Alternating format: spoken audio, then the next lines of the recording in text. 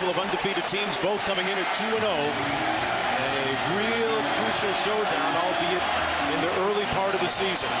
I'm Mark Jones along with Bob Davie and Quint Kessenich down in the field. The Hawkeyes have won the opening toss and decided to receive the opening kickoff. Keenan Davis is back deep along with Darrell Johnson-Koulianos for the Hawkeyes.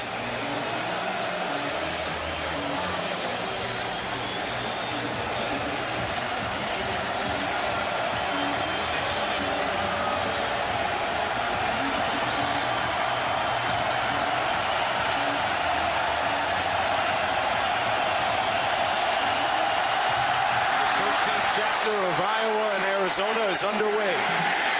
It's Johnson-Koulianos taking a knee in the end zone. And that's where their quarterback, Ricky Stanzi, will take the reins of this Hawkeye offense. Stanzi completing 71% of his passes coming into this game. 20-4 overall as a starter. Hasn't thrown an interception yet this year. And last week in their victory, a very convincing one against Iowa State. He was 11 of 18 with a couple of touchdown passes. First down and 10 from the 20-yard line. Adam Robinson is the starting tailback. He'll dot the I in the backfield.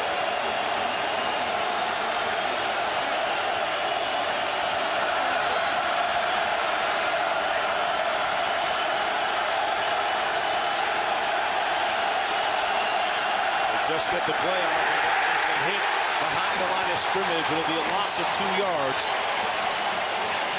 Derek Earl's there to make the stop. Bob, here's a look at our impact players. Yeah, first time this season, Arizona will play a north-style, south-style running team in Iowa. Iowa will alternate tailbacks. Adam Robinson, Joel Hampton missed last year with a knee injury.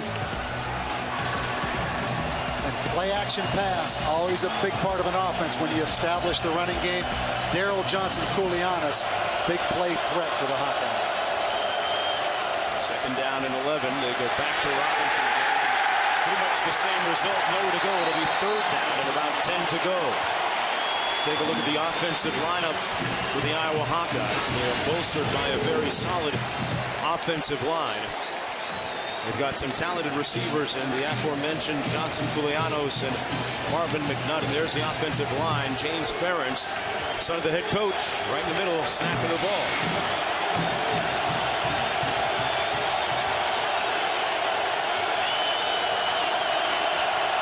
Third and 11.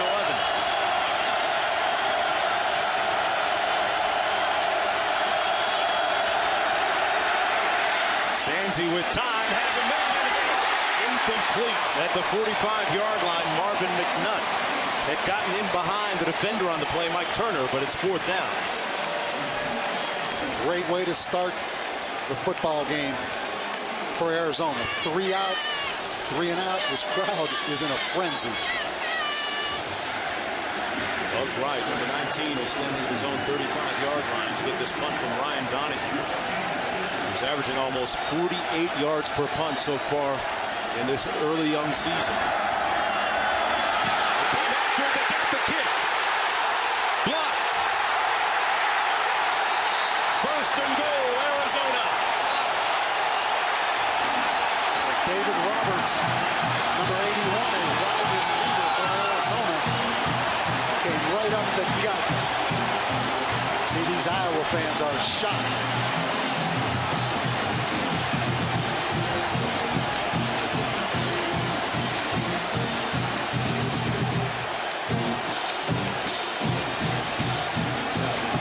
A lot of wide receiver skill players on the field for Arizona. Huge momentum swing early in this game. Marquise Flowers, the freshman safety, recovered that ball. You talk about a short field that Arizona's offense is working with them. First and goal from the 8. Nick Grigsby in the backfield for Arizona. Under the center, it's Nick Foles, the starting quarterback. Dead ball, delay of game. Offense, number 8. 5-yard penalty, first down. They're going to move it back. There's a look at Foles, who had a pivotal moment in his career against Iowa last year up in Iowa City at Kinnick Stadium. And he entered the game in the fourth quarter and established himself subsequently as the starting quarterback for Arizona. First and goal, they move it back to the 13. Mike Stoops, the head coach on the sidelines for Arizona. Foles, quick three-step drop. And it's incomplete in the end zone. Well defended by Micah Hyde. It was intended for Jaron Kreiner. It'll be second down and goal. Micah Hyde, one of the many high school quarterbacks on this team for Iowa. His brother starts at Michigan State. You can see the ability Micah Hyde had going up and making a play on that football. Jaron Kreiner, one of the best receivers in the country for Arizona. Second and goal.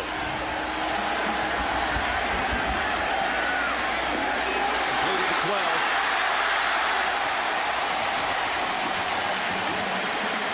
Moving a little bit closer down to the 7-yard line. Tommy Tutagi. Picked up 8 on the play. It'll be third and goal.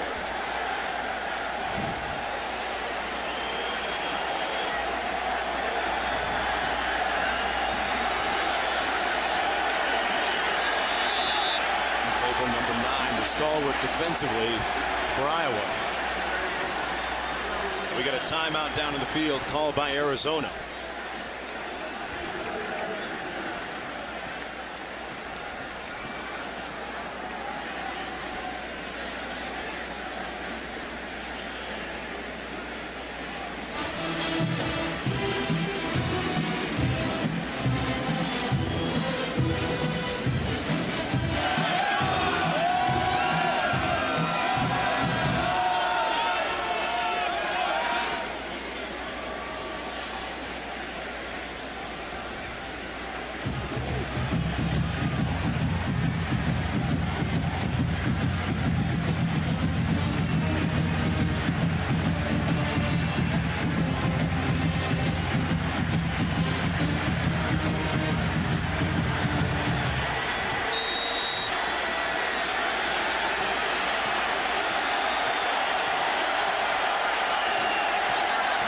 Third and goal for the Arizona Wildcats. From the 5. Touchdown! What a catch by David Douglas.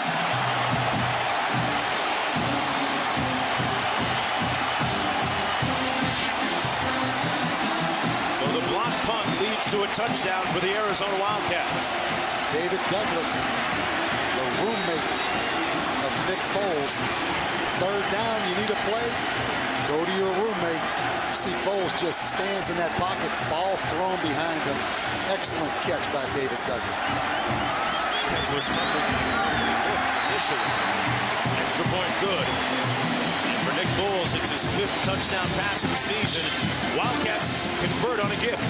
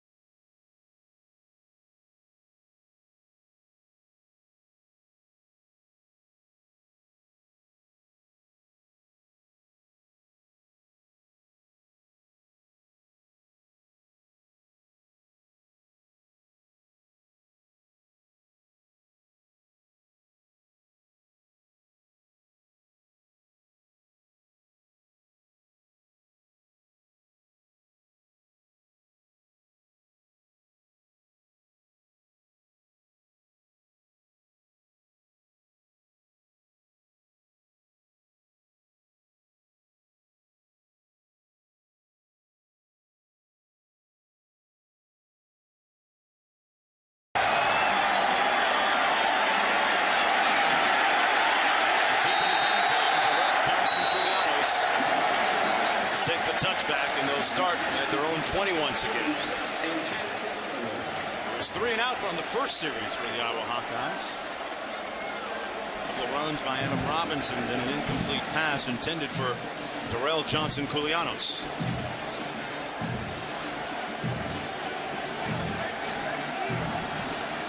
Ryan Donahoe, that was the 3rd time in his career he had a punt blocked.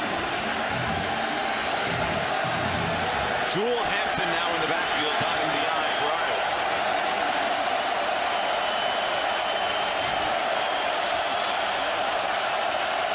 Reisner in motion.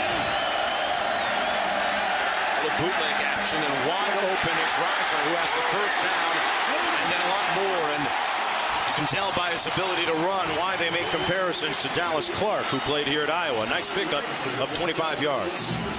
Yeah, anytime you can run the football, a play action pass is such a big part of it. Excellent call right there on first down by Kenny O'Keefe.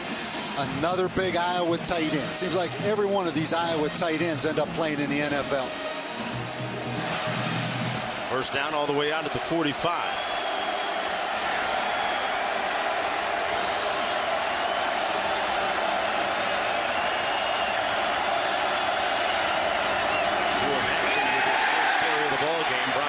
After a gain of about 1 on the play. Hampton, a nice comeback story. Injured his knee last year and missed the entire season after having a fairly productive freshman year a couple of seasons ago. Second down, about 9.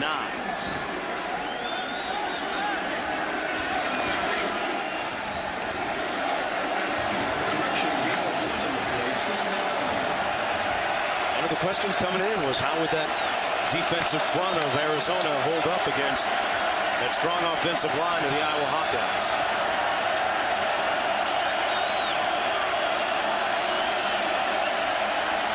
Stanzi with an out and up.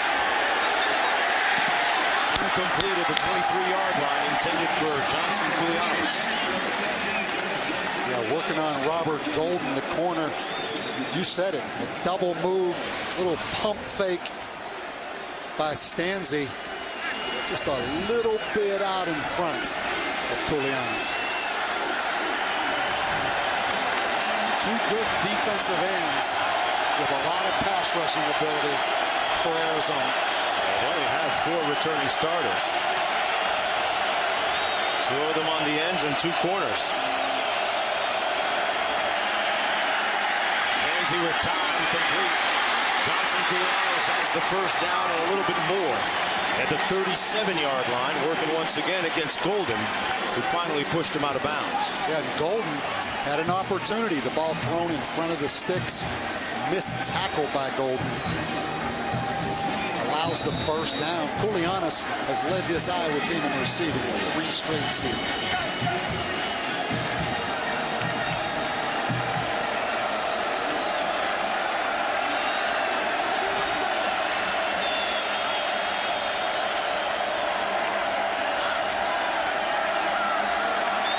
Dealing with the noise is going to be one of the constant themes for Iowa throughout the night. Hampton making a little bit of noise, popping those pads. And all the way down to the 20-yard line for the Hawkeyes, and another first down. A missed tackle on the play by Justin Washington, a 17-yard gain. Joe Hampton missed all last season with a knee injury. You can see the explosiveness as he runs through that tackle right there of Justin Washington. He is the more explosive back between Adam Robinson and Joe Hampton.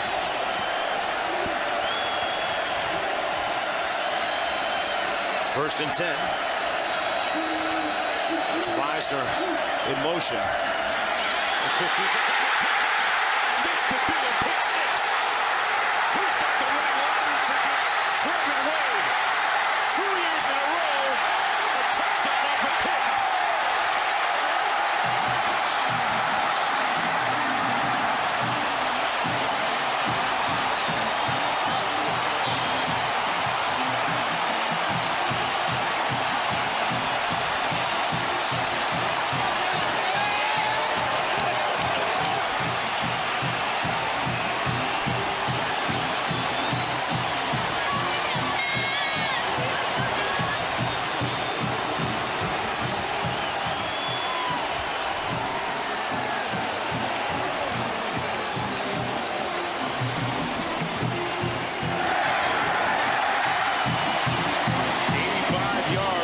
Interception return for Trevin Wade. If you have a feeling of deja vu, that's exactly what it was news, folks. Last year, Wade picked off a Stanzi pass and took it the distance for a touchdown. And he got acquainted with Stanzi one more time, this time at his own crib. Excellent drive by Iowa.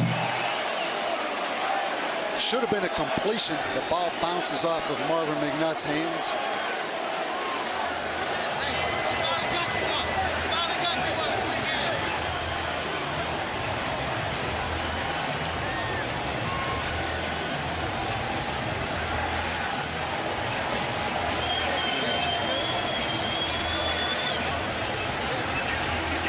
10 to go here in the first period. A shell-shocked Iowa Hawkeyes team down 14-0.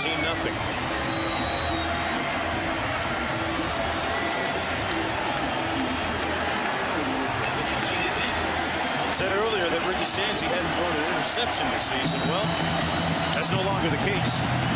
That's tough to count down on Ricky Stanzi, even though it counts.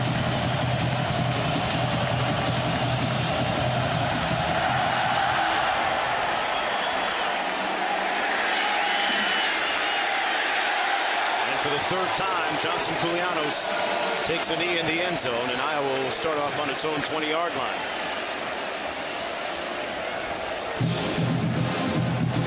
Not sure if Iowa could have had a more inauspicious beginning than the one that they're experiencing right now. A rocky beginning and birth to this game.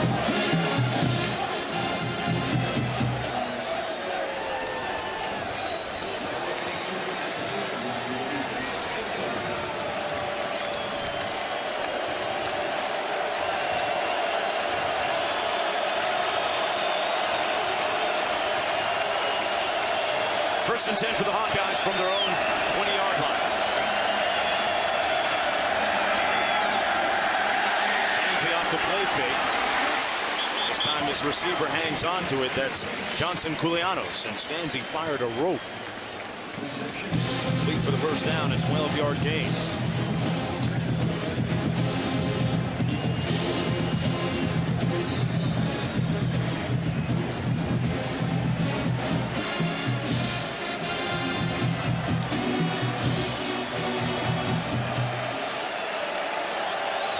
Welcome, everyone, to ESPN College Football Primetime, presented by Hampton Hotels. And welcome, everyone, to Arizona Stadium here in Tucson. Number 9, Iowa taking on number 24, Arizona.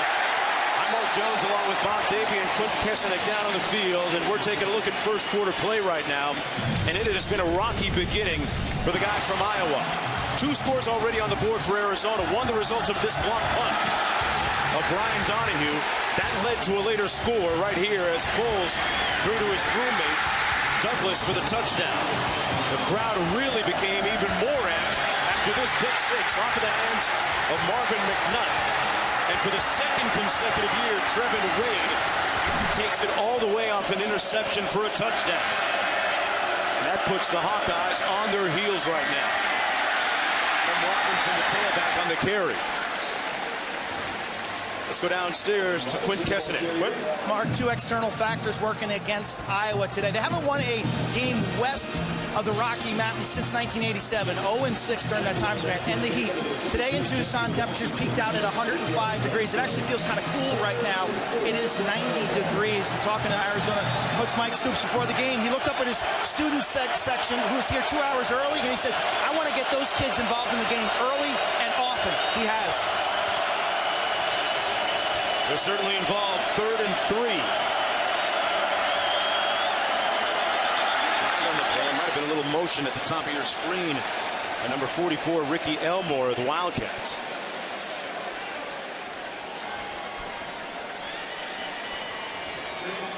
Start. Offense, number 77. 5-yard penalty. A lot of people calling this the biggest non-conference game ever in Tucson. Why is that? Well, one team, Iowa, tremendous national credibility, national respect. The other team, Arizona, on the verge of it, but still trying to gain it. But it could not have started out any worse for the Hawkeyes. Both teams come in at 2-0. Both coming off of impressive wins last week. Iowa defeating their state rivals, Iowa State. And pressure on Ricky Stanzi, who escapes. Has a blocker ahead of him and steps out of bounds near midfield at the 48-yard line. Good pressure up front by Brooks Reed. But Stanzi picks up 14 and another first down. Bob Stoops said just what you echoed a few moments ago, that this is a great opportunity to make an impression on a national stage. Pardon me, Mike Stoops, one of the several brothers that are coaches in the collegiate ranks. Well, you mentioned Bob Stoops. He was the free safety at Iowa in 81 and 82. And then Mike Stoops followed him in 83 and 84. And then Mark Stoops was the next free safety at Iowa. There's 7.5 minutes to go in the first period. Success with that bootleg, and they do here again. Reisner with the catch and brought down after a gain of about 2 on the play. When you think about how to turn a program around, Kirk Ferentz is one of the coaches that comes to mind. In his first year at Iowa on the sidelines, his team won 1 game. They have since become a powerhouse in the Big Ten Conference. Last year going 11-2 and going to the Orange Bowl. A lot of people don't realize this out here in the desert. Iowa 17 wins and 2 losses in their last 19 games.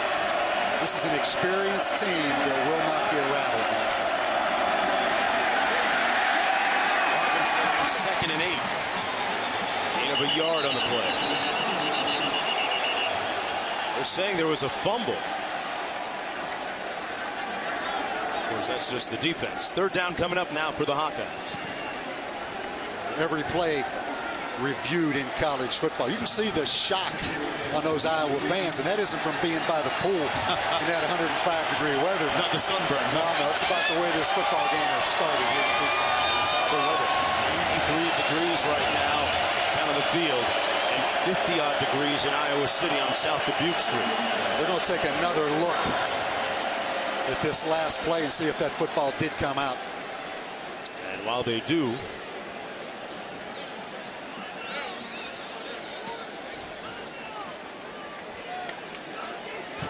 we're going to take a break right with them and come right back to Arizona Stadium after this.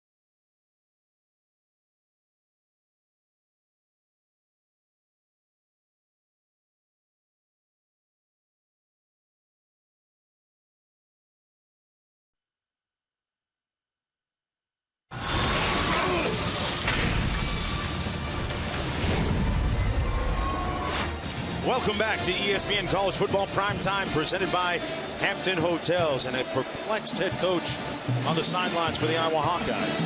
Kirk Ferentz trying to figure things out. His team down quickly here, 14-0. Third down coming up. Really talented, tall wide receivers for Iowa with McNutt and Koulianos on the outside. Get to the 42 for the first down. Stanzi incomplete at the 37-yard line, intended for Johnson Koulianos.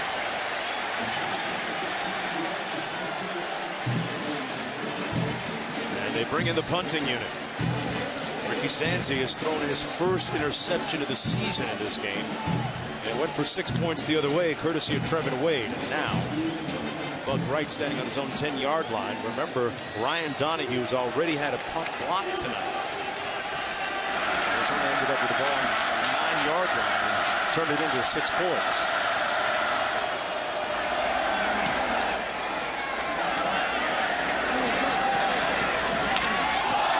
Call for the fair catch and ran into an Iowa player.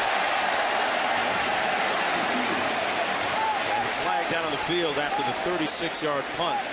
Micah Hyde was down there for the Hawkeyes, number 18.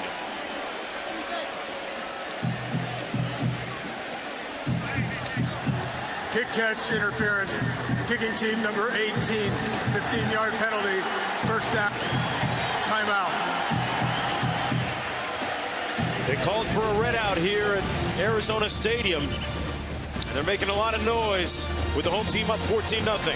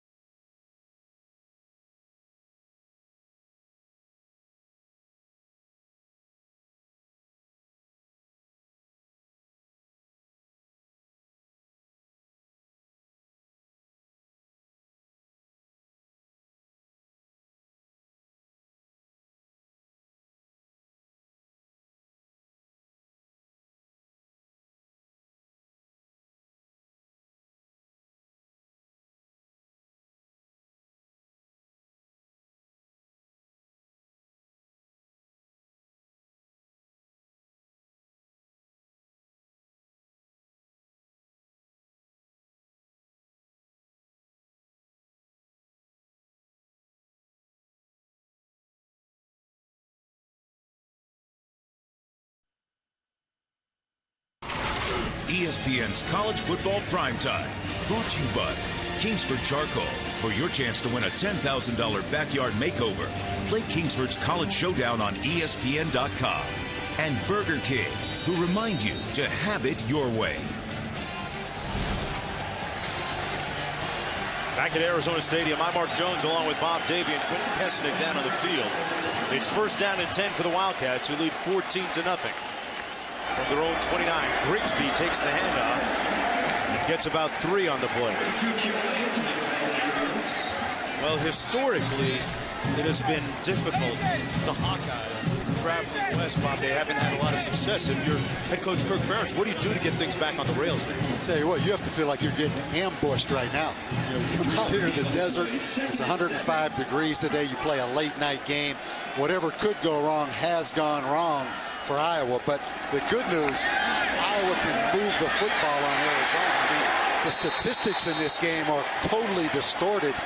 Iowa's had the football basically the whole game. And this is an experienced team that's won 17 of their last 19. The Hawkeyes aren't going to go away. Now, you talk about some of the circumstances that happen when you travel out here and play in the desert. You've got some experience with some of the tinkering that goes on in managing your team. What's that like? Well, I think the big thing for Iowa is They didn't let that football team out in the sun today. They didn't bring that football team to the stadium until the sun went down. 4.5 minutes to go, and David Douglas makes his second catch of the ball game. That's the roommate of Foles, who had the touchdown catch earlier today.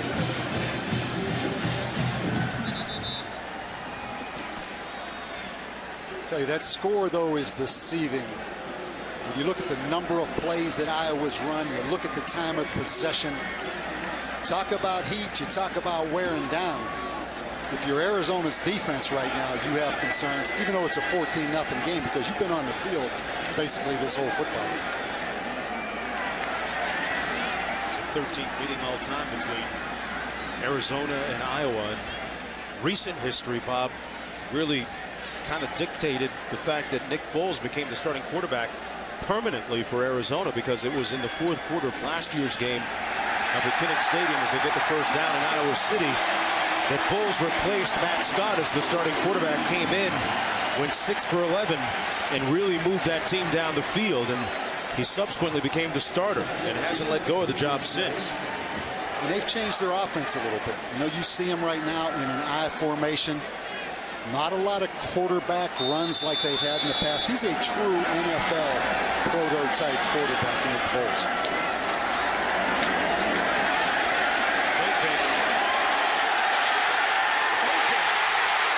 First down, Griner.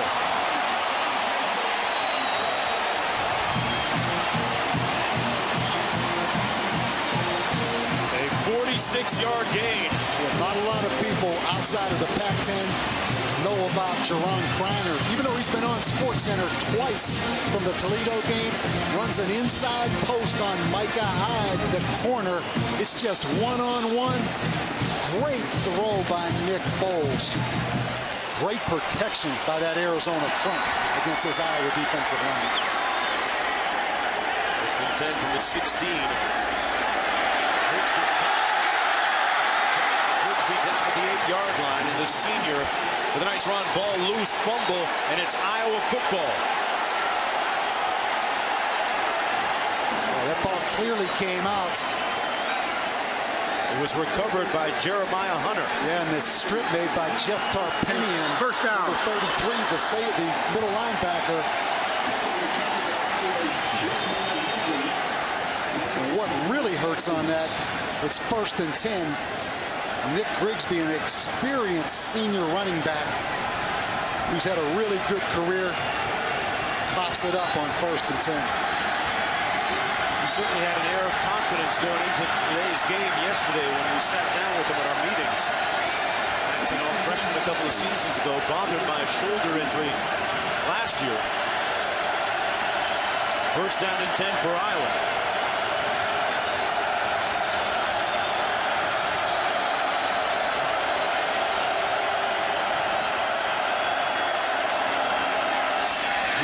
Into the line.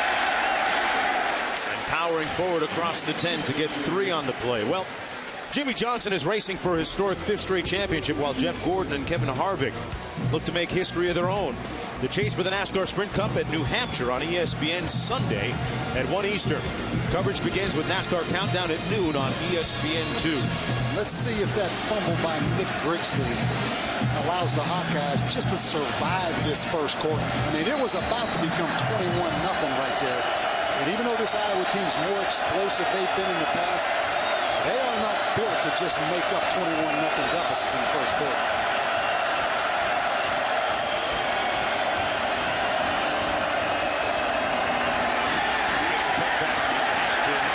And Hampton showing the type of ability that pretty much makes him a co-starter with Adam Robinson. 4-yard gain on the play. Let's check in with Reese in the studio.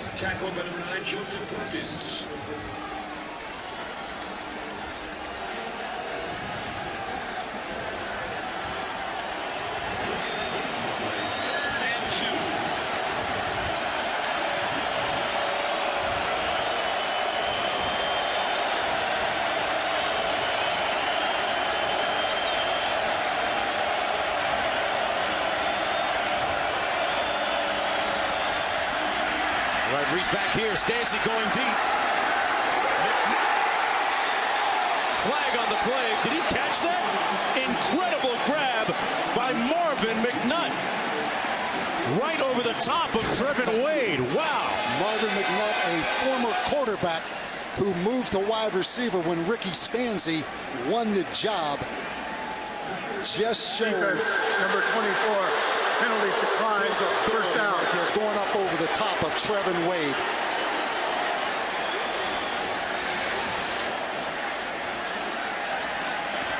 A 37-yard gain on the play. 1st and 10 to the Arizona 48. And what a catch. That is a big-time play. Wow, great body control. Jewel Hampton, the back in the backfield. It's Reisner in motion, resetting. Stanzi going up top again and overshoots his intended receiver. Intended for Keenan Davis, and back defending on the play, Robert Golden. 2nd and 10. Ricky Stanzi has struggled with interceptions throughout his career. In fact, last season, Bobby threw 15 of them. Changed up his pregame routine and kind of tapered that number a little bit towards the end of the season. Has improved in that category. I think he averages something like 1 in every 15 passes he's thrown in his Hawkeye career. But tremendous respect for this quarterback from his teammates, because he is the hardest working guy on the team. Bottom line, he's 20-4 as a starter.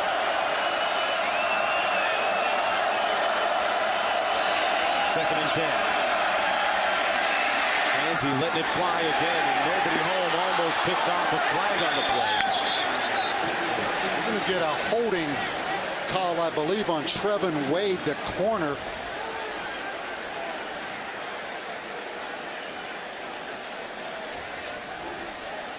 Pass interference. Defense, number 24. First down at the spot of the foul. Bob Stoops irate at the officials. Mike Stoops, check that. Going to see the hold right there. That was a close call. You know, you don't have the 5-yard contact rule like the NFL. The question was that football in the air when Trevin Wade made contact? I don't think it was. I think it's a little bit complete. Forward progress going to be marked at the 27-yard line. That's Marvin McNutt with another catch, this time good for 10 yards. One thing, I know it's very early in this football game, but Iowa's offense has been on the field the whole game, which means if you're Arizona on defense, you need to get some fresh players in it. It's going to be a long, long night, particularly the way Iowa's throwing the football. Ricky Stanzi, albeit not even that one interception was standing, seems to be in a pretty good rhythm right. 1st and 10. Jewel Hampton, the deep back.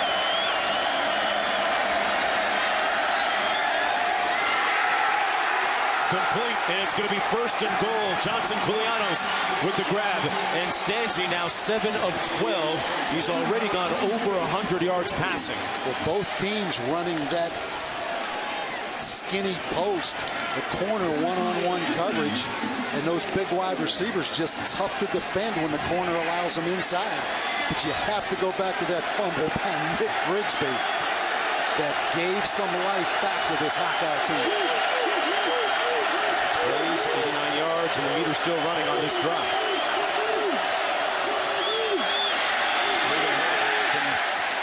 Nothing doing, stopped up right around the line of scrimmage at the 5-yard line. Jewel Hampton missed all last season because of a knee injury a couple of years ago. He showed a lot of promise as a freshman, and he backed up Sean Green, who ran for well over 1,000 yards that season. 2nd and goal coming up for the Hawkeyes. Iowa offensive line, always well coached, always physical, but not quite as big as they've been in the past. That's going to be the end of the first quarter of play, with number 24 Arizona leading number 9 Iowa 14-0. Turnovers, the story of this game. 2 of them leading to 14 points for the Wildcats.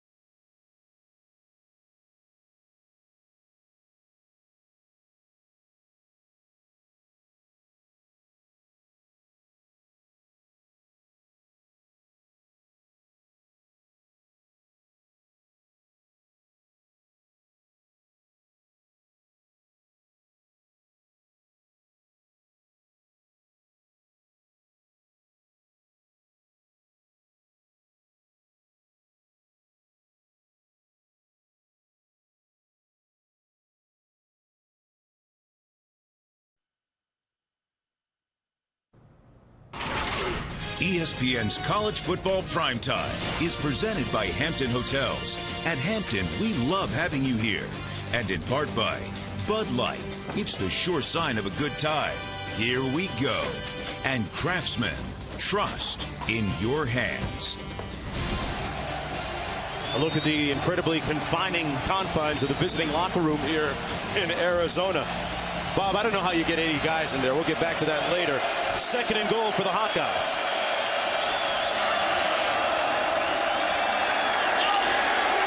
Incomplete. And into traffic intended for Darrell Johnson-Koulianos. And it's 3rd and goal coming up. Iowa could really use a score here to stem the tide.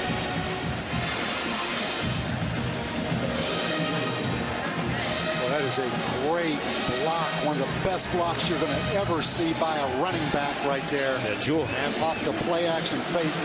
And I tell you, Jewel Hampton is an explosive football player.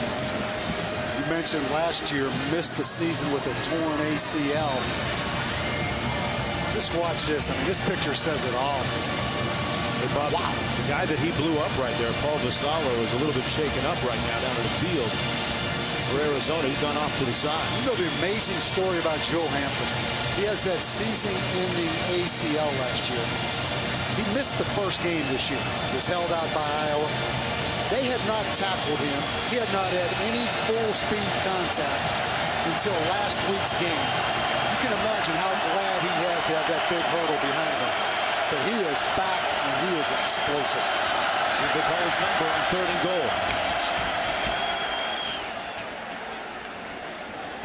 And Arizona wants to talk things over. Mike Stoops on the sidelines, heading to charge. Back with more after this.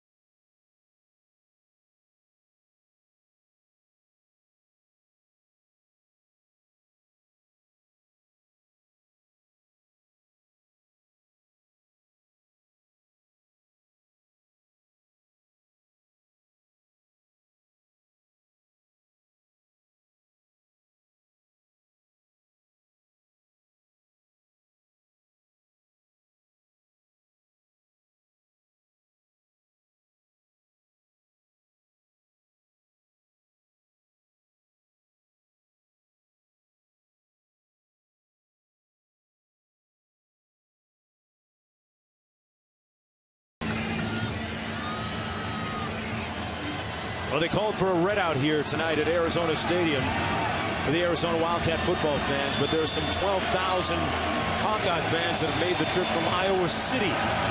So they will sprinkle a little gold and black in amongst that red. What a great opportunity, though, for Arizona. After that 33-0 loss in the Holiday Bowl against Nebraska, to have an opportunity like this again on a national stage to get credibility. Talk about that more a little bit later on in Davy Jones' locker. Right now, 3rd and goal.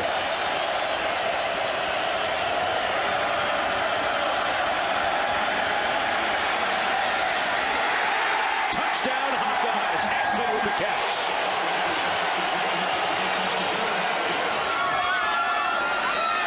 It's the first touchdown that Arizona's defense has allowed all season. Well, nobody feels worse than Nick Grigsby, who coughed that football up. But an excellent drive by Ricky Stanzi in this Iowa offense. And you can see how much Iowa missed Joe Hampton last year, despite winning 11 football games. Joe Hampton, that's his first career touchdown. The extra point is good. And it's now a 7-point ball game. Iowa is used to being in tight conditions and playing in close games. So many times last year, it came down to the final moments, like against Northern Iowa, the blocked field goal attempt to win 17-16, then the touchdown late against Michigan, then against Michigan State, Marvin McNutt with the catch for the 2-point victory, and then coming out on the short end of the game against Ohio State, they lost by 3 on that game-winning field goal. Then, of course, there was the game against Indiana, Bob, that we did last year. Tyler Sash had that incredible interception that bounced off of 4 players before he took it to the house. And even the losses were close. You don't win 17 of your last 19 football games and not have tremendous confidence. And winning all those close games gives you great confidence that you can pull it out regardless of what the circumstances are. A lot of people that feel that this Iowa team is one of those under the radar, maybe not so under the radar now, teams that will contend for a national championship. Finished in the AP top 10. Here's an area Iowa has struggled right here. This season has been kickoff coverage. Back deep. His end zone. That's a big struggle. Touchdown.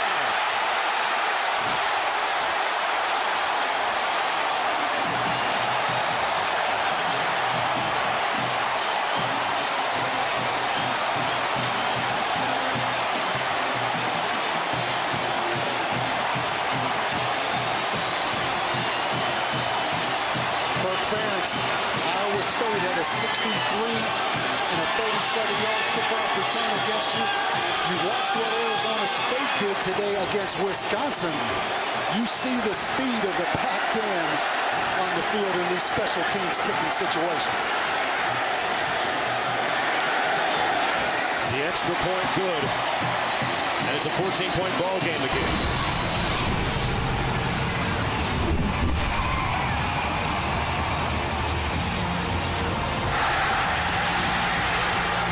Down on the play. There's one more look at Cobb's 100-yard kickoff return. Pretty much untouched. And you mentioned it, that earlier today we saw that Arizona State game between Wisconsin. Boy, Wisconsin couldn't cover a punt or a kick. It looks the same tonight, but Arizona with 8 plays in this football game on offense. Kicking team number 83, 10-yard penalty, retry.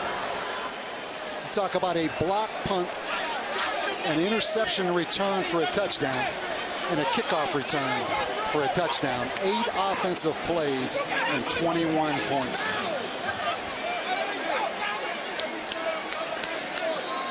Well, this has turned into a very long extra point from 30 yards away now after the hold.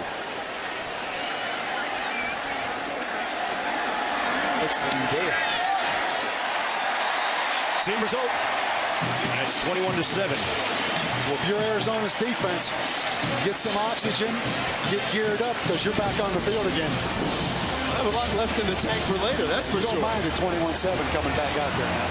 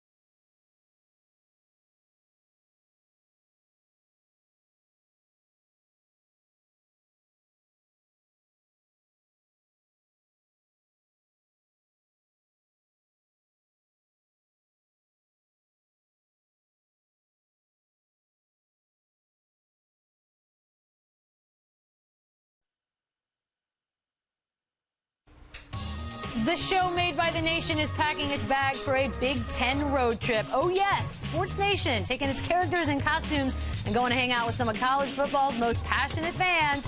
4 days in Big Ten country, Monday through Thursday at 4 p.m. on ESPN2. And mark my words, the Nation will never be the same.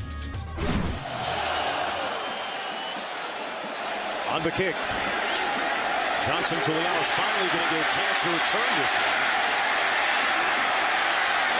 Shot down at the 24-yard line.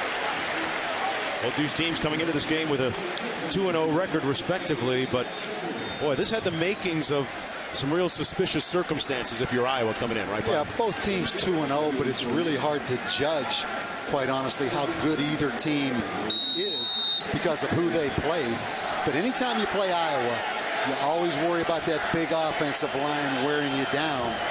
But this is an entirely different kind of game now, down 21-7. This is kind of a Ricky Stanzi throw first, run second kind of game, which really helps Arizona's defense.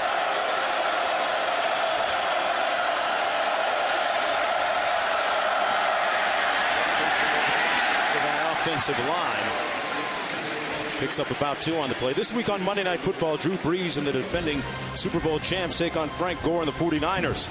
Monday Night Football on ESPN at 8:30 Eastern time. Coverage beginning at 7 Eastern with Monday Night Countdown served by Applebee's. Wonder if Mike Singletary has found that quote-unquote rat in the locker room that he talked about.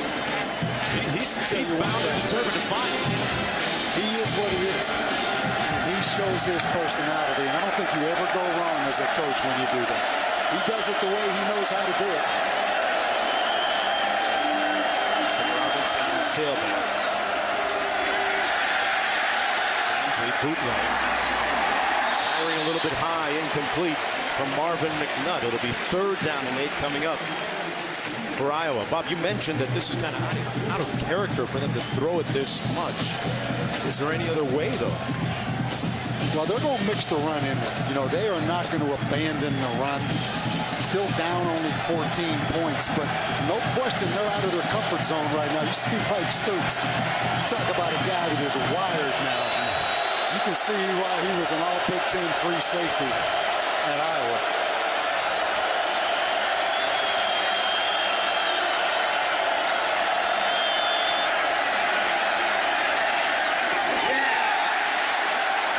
Fourth down coming up for the Hawkeyes. Incomplete for Robinson. 2 really good defensive ends for Arizona. Excellent pressure that time by Brooks Reed. 2 good senior defensive ends. You see Ricky Elmore there, 44, and Brooks Reed, 42. This is their kind of game. If it turns into a passing game, this is right up their alley.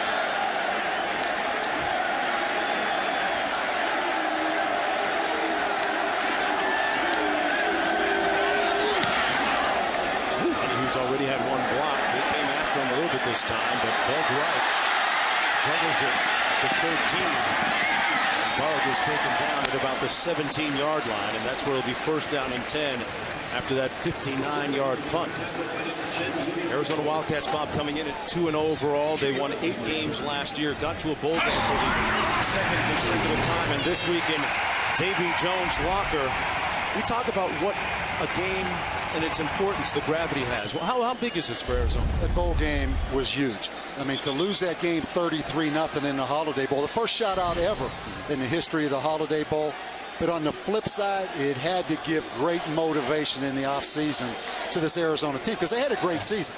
They were an 8-4 team. They beat USC at USC. They beat Arizona State, but they collapsed in the bowl game. So, you know, all offseason, that was the motivation. And now they have another opportunity tonight in the same kind of game to get national credibility.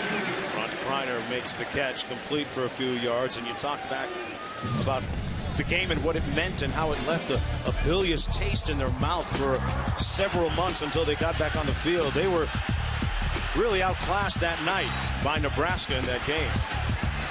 Big stage. Big stage. Going to play the Holiday Bowl, you get a team like Nebraska, and you just don't play well and you don't perform. But fortunately for Arizona, they get another opportunity this early in the season. They don't have to wait all the way till the end of the season to do it in a bowl game. They get it tonight here in Tucson. Antolin with a couple of yards on the gain for Mike Stoops. Third down coming up now for the Wildcats, and it's been a mixed bag of results for the Pac-10 Conference today. But 3rd and 5.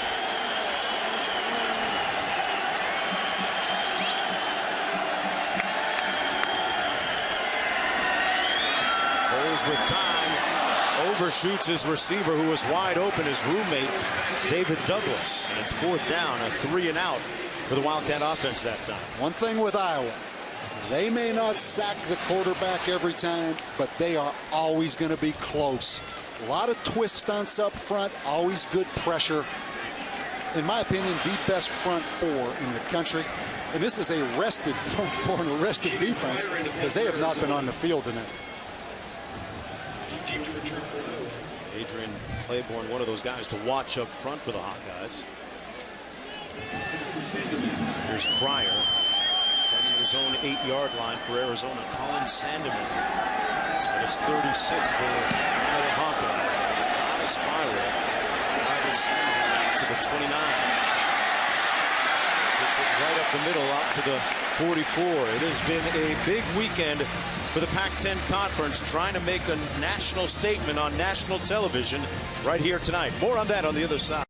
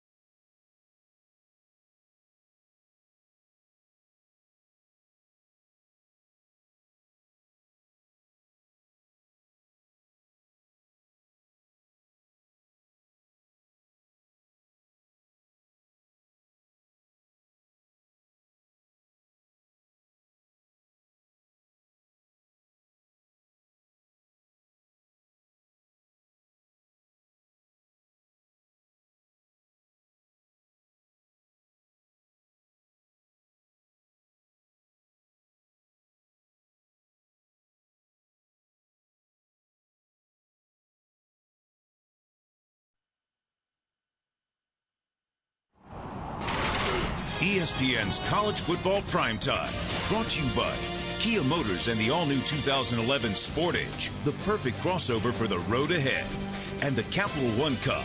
Log on to ESPN.com/Capital One Cup to vote for the Capital One Cup Impact Performance of the Week. I'm not sure that many people knew that they actually have dorms here at Arizona Stadium with 152 male and female students. Bob, that is the choice room. No windows in that room, though. I'm not sure I could stay in there. You got the game on the other side there. It's pass complete. That's Keenan Davis for the first down for the Hawkeyes. I talked about this being a pivotal day for the Pac-10 against non-conference opponents. Oregon winning, USC winning at Minnesota. Oregon State won, but boy, what a heartbreaker for Arizona State and Wisconsin. Boy, so many opportunities for the Sun Devils to win up at Wisconsin. Blocked extra point, kept them from tying that game late. I'll tell you, the biggest surprise for me today was the inefficiency of Jake Locker, just 4 of 20 passing in that Washington defeat. Stanzi has a man wide open, and under the line, it's dropped. Johnson Koulianis had 6, and we check in with Reese, who never drops one. Reese.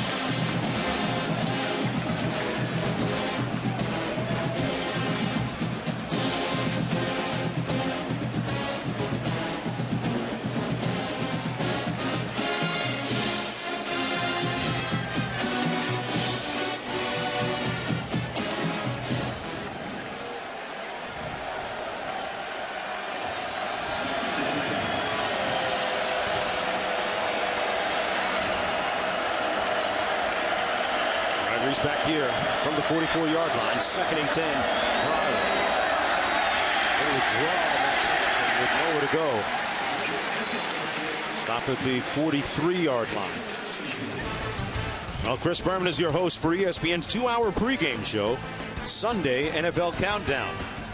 Analyst Tom Jackson, Keyshawn Johnson, Mike Ditka, and Chris Carter. Team with insiders Chris Mortensen and Adam Schaefer to give you all the analysis, insight, and news from the NFL. It all starts at Sunday at 11 a.m. Eastern Time.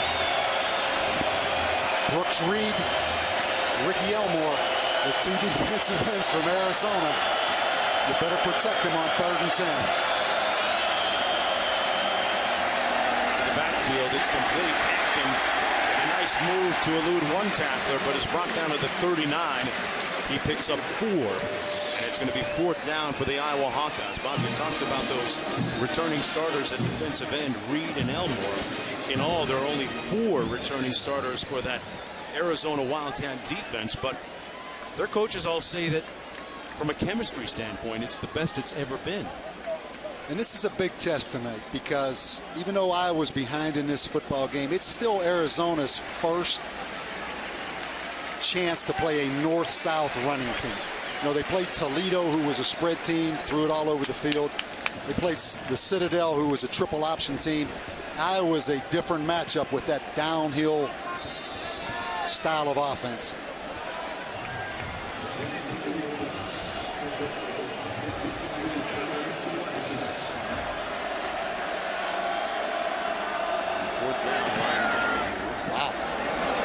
Talk about some hand time. It's off a moonshot.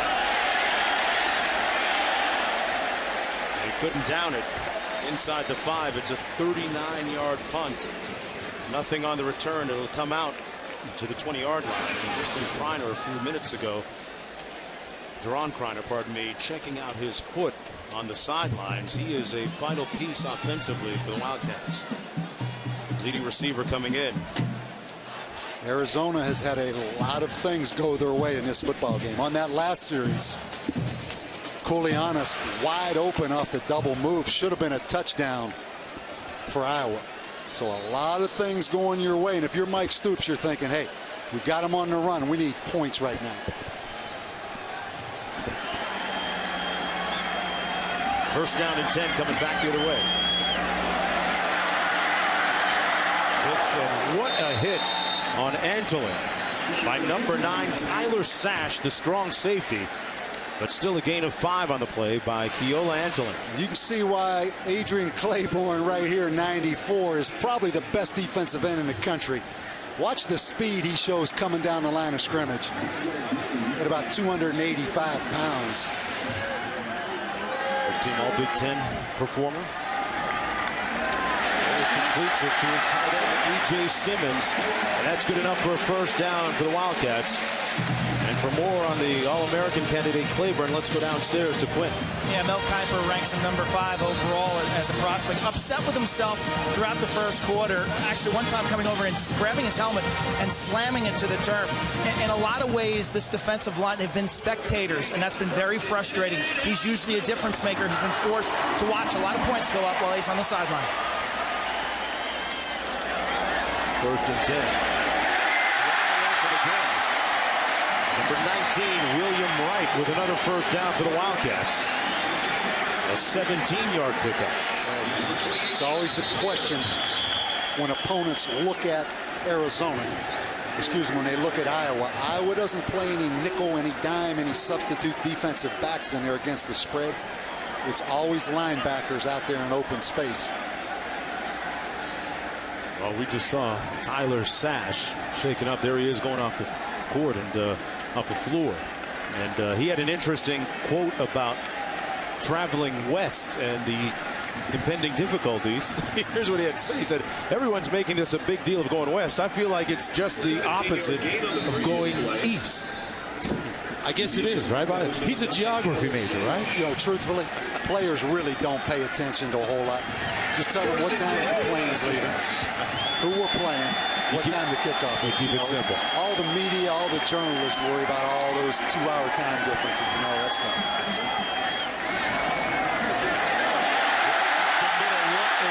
finishing run by number 34, Greg Woko. A 16-yard gain.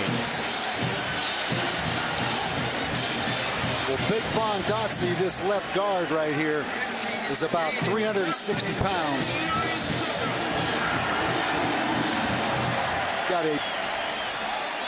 You see Dotsie right there, number 70. Another first down, 1st and 10.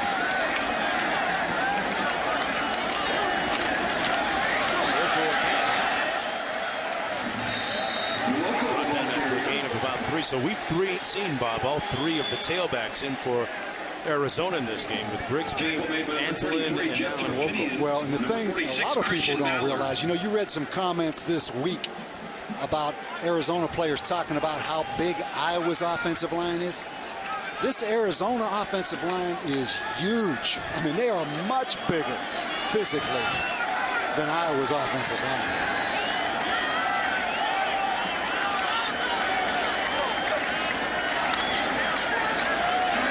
Under a little bit of heat, and they finally get to him, and he throws it just in time.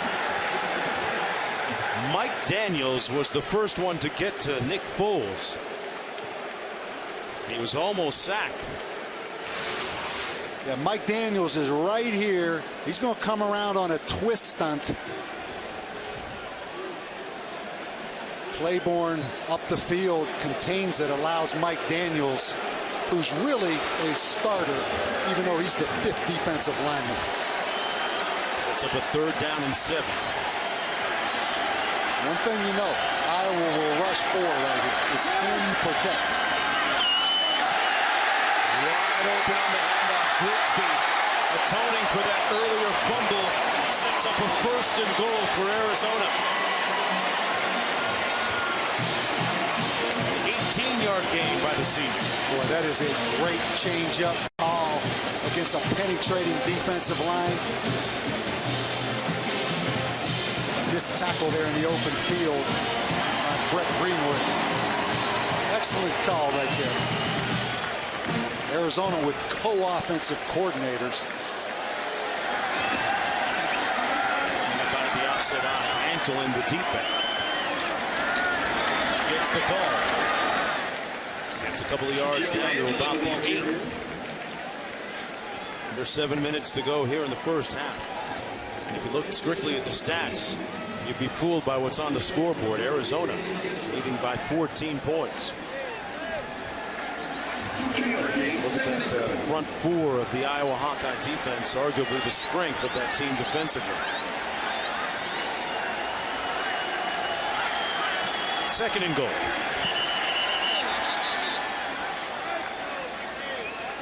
Timeout, Iowa. First charge timeout of the half. It's a 30-second timeout. You see a little confusion there on Iowa's defense. We must talk about this. Norm Parker, one of the best defensive coordinators in all of college football. He's been on the Iowa staff 12 years. Did not make the trip out to Tucson, suffering from diabetes. He's had a long battle with it. We want to send out our wishes and thoughts with Norm Parker.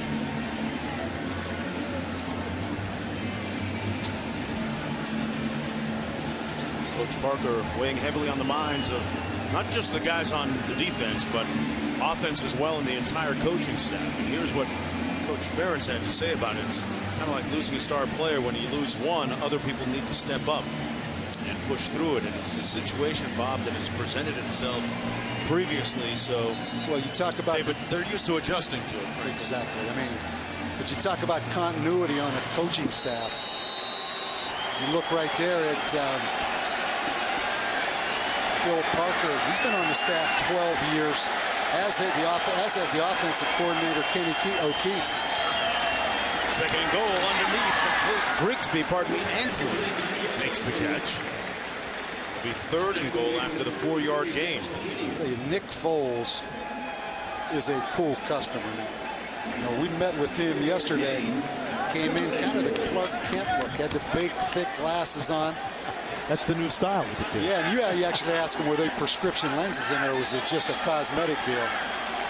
He said, no, man, I need prescription. I've got bad eyesight. But this kid's a big, strong quarterback. 3rd and goal. Incomplete. Didn't have 20/20 vision on that one. Throwing it behind his intended receiver, Nick Grigsby. What do you make of his performance so far? He hasn't had to do much. I mean, he's kind of been like the Arizona offense. They haven't been on the field very much. Statistically, he's 9 of 13 for 101 yards, and in to attempt this field goal was Alex Zendejas from about 22 yards out. He's 1 for 1 on the season. Coming from a family of about 3 uncles that have kicked in the NFL as well. Solid lineage when it comes to place kicking, and the name Zendejas. And this version, Alex makes it a 24-7 football game.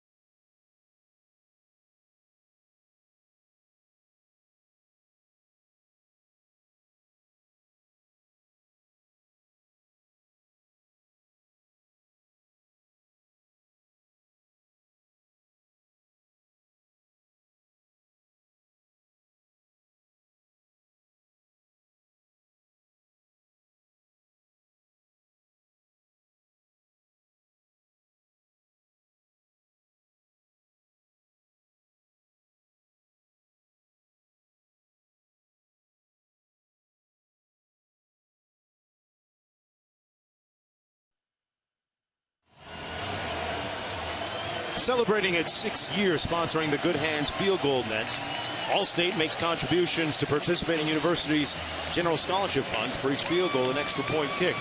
To date, Allstate has contributed more than $2.1 million in scholarship monies. I'll tell you what, Iowa put Arizona on scholarship early in this game, spotting them a quick 14-0 lead. They gave him some freebies. Johnson Koulianos going to take this one out. And his knee apparently touching down in the end zone when he made the catch. Pitch it back to Reese in the studio.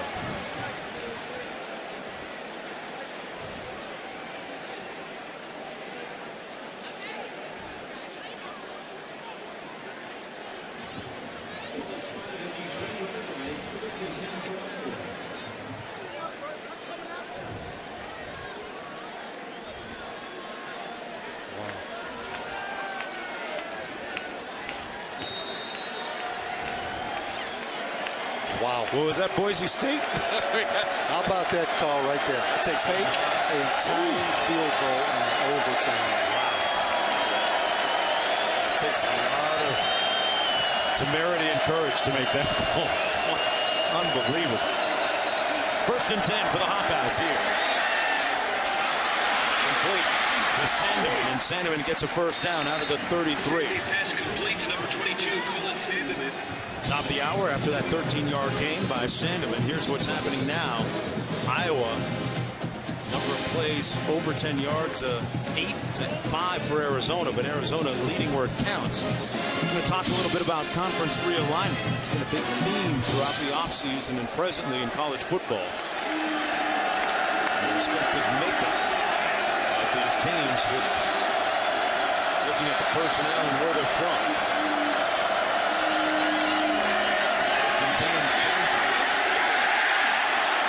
lot of room ahead of him now. Open space. Tansey brought down at midfield at the 50-yard line. He took a blow. Ricky Stanzi with a big-time ankle injury last year.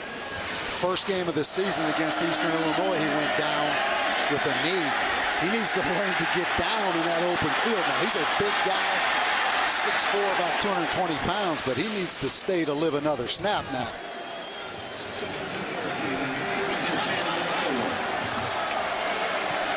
First and 10 right at midfield. Adam Robinson in a tailback.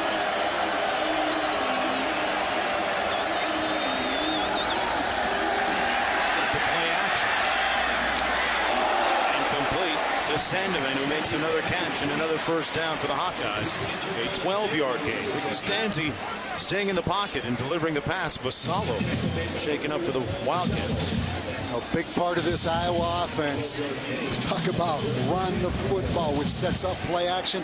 Obviously a different kind of game, but Ricky Stanzi has performed well tonight. It's really on his shoulders, Mark. Just the way this game, the flow of this game right now.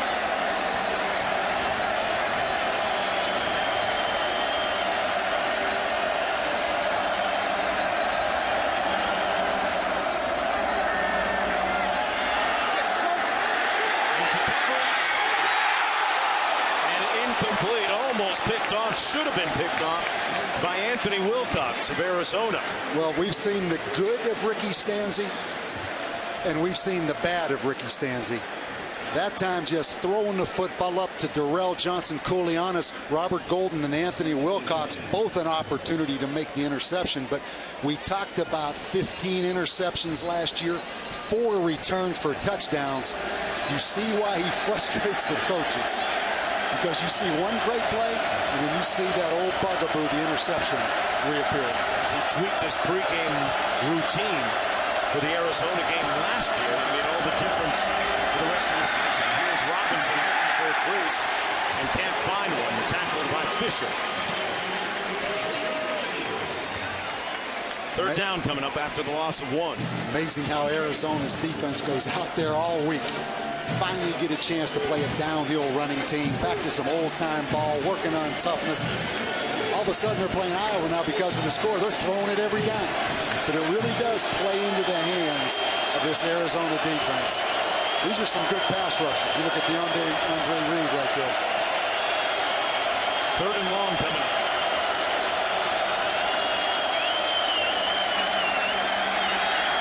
Over the middle, tipped up. Almost intercepted again. Joe Perkins got a hand on it, intended for Marvin McNutt. Yeah, good pressure, Justin Washington and Ricky Elmore. And you have to wonder, is Iowa built for this kind of game, or they're just throwing it every single down? If you're Kirk Ferentz right now, you just want to get to that locker room. Do you think they are built that way? Can they? No, but I'll tell you, they haven't had a wide receiver drafted since 2001. That's going to change because Iowa has some talented wide receivers, but they still are a run-first football team. Donahue airmails this one. Well, punted back to Reese, more than 40 yards. Reese, back to you.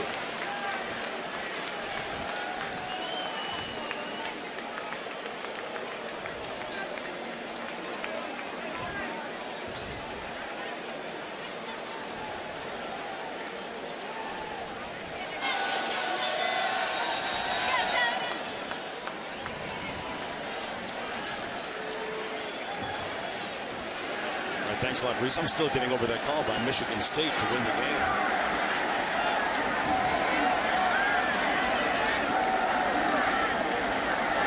Until in the backfield, and Flores fires complete for a first down to the 39-yard line.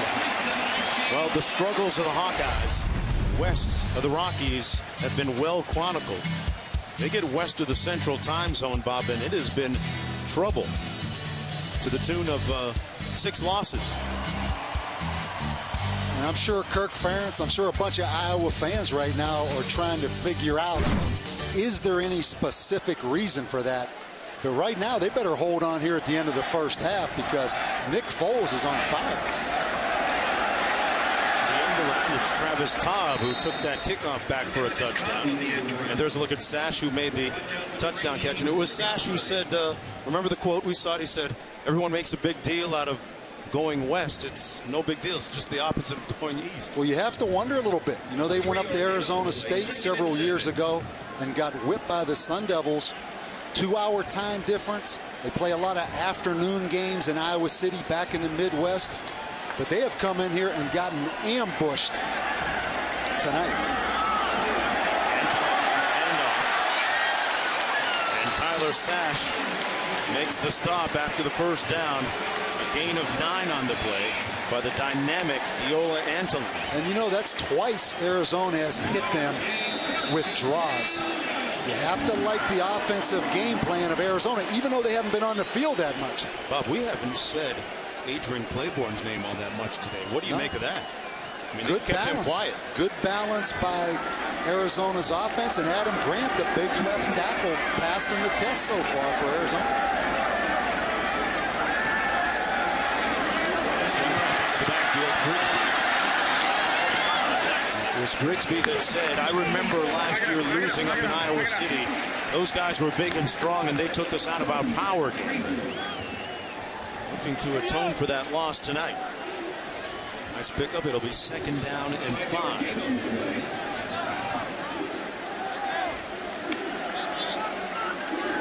Well, Mike Stoops is on some Red Bull chased with espresso. He was born on Red Bull and espresso. If you've been around Mike Stoops now. He'll move in 5. Foles throws a dart, and it's complete to William Wright. Tell you, there have been some gaps in Iowa's zone coverage tonight, something I haven't seen much of. Watch Tyler Nielsen, the linebacker, number 45, as we let this thing roll. They usually match combination routes very well, but you see Tyler Nielsen jumping up on the short route, allows that thing to open up in behind. Foles had a man open. That was his roommate, David Douglas, but threw it behind him. I mean, this is not characteristic of Iowa's pass defense underneath. They usually match those routes as good as anyone in the country.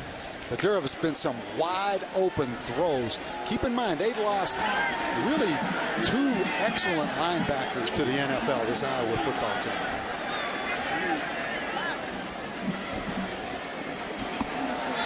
Defensive coordinator Matt Parker not with the team, battling illness right now. And he'll let them hear about it when he rejoins the team, hopefully sooner rather than later.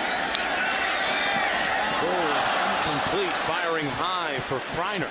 Again, Jeremiah Hunter that time, the linebacker in coverage. Another wide open receiver on the crossing route. That's the first time this season that Foles has thrown 2 incompletions in a row. Yeah, and that one right there, I mean, Jerron Kreiner needs to make that catch. We talk about one of the better players in the country. Don't squander away any opportunities if you're Arizona, because Iowa will play better now in the second half. 3rd and 10. Great pass. All day, and almost threw a pick in and out of the arms of Sean Prater. But an interception last week in the big victory against Iowa State.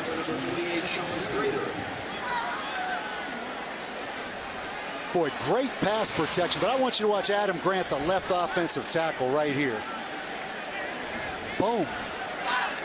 And then a great chip block by Grigsby. You can see they're taking a running back and chipping to give some help to that offensive line. In comes his field goal attempt from Alex Zendejas. It's going to be about 47 yards out.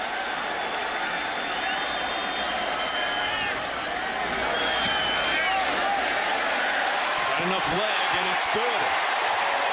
He had more than 47 on that. 2 for 2 tonight, and that's a career long for Alex Zendejas. Uncle Max. That's not Uncle Max. Uncle Max kicked at the U of A. Uncle Lewis at ASU. 3 uncles in the NFL. That's a big field goal right here before the half. Arizona making a statement tonight for the Pac-10. And the Iowa Hawkeyes came out and immediately fell in a 14-0 hole. With a fumble, an interception that was... You know, we talked yesterday. I was leaving the stadium about 3 o'clock.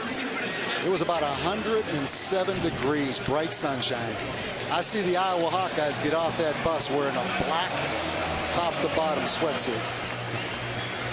They had to feel that heat when they walked out in that stadium, and they've been feeling the heat ever since, because this Arizona football team has been after them now. It's interesting, though, Bob, they did tell us that during their training camp this year, they had temperatures in Iowa City that were in the high 90s. I don't know, man. It's like being in an oven out here. You know, Mark, though, you don't buy that dry heat. Huh? No. Coming from Miami, you're not buying the dry heat then? I went from Placid to Ashen. It's dry out here.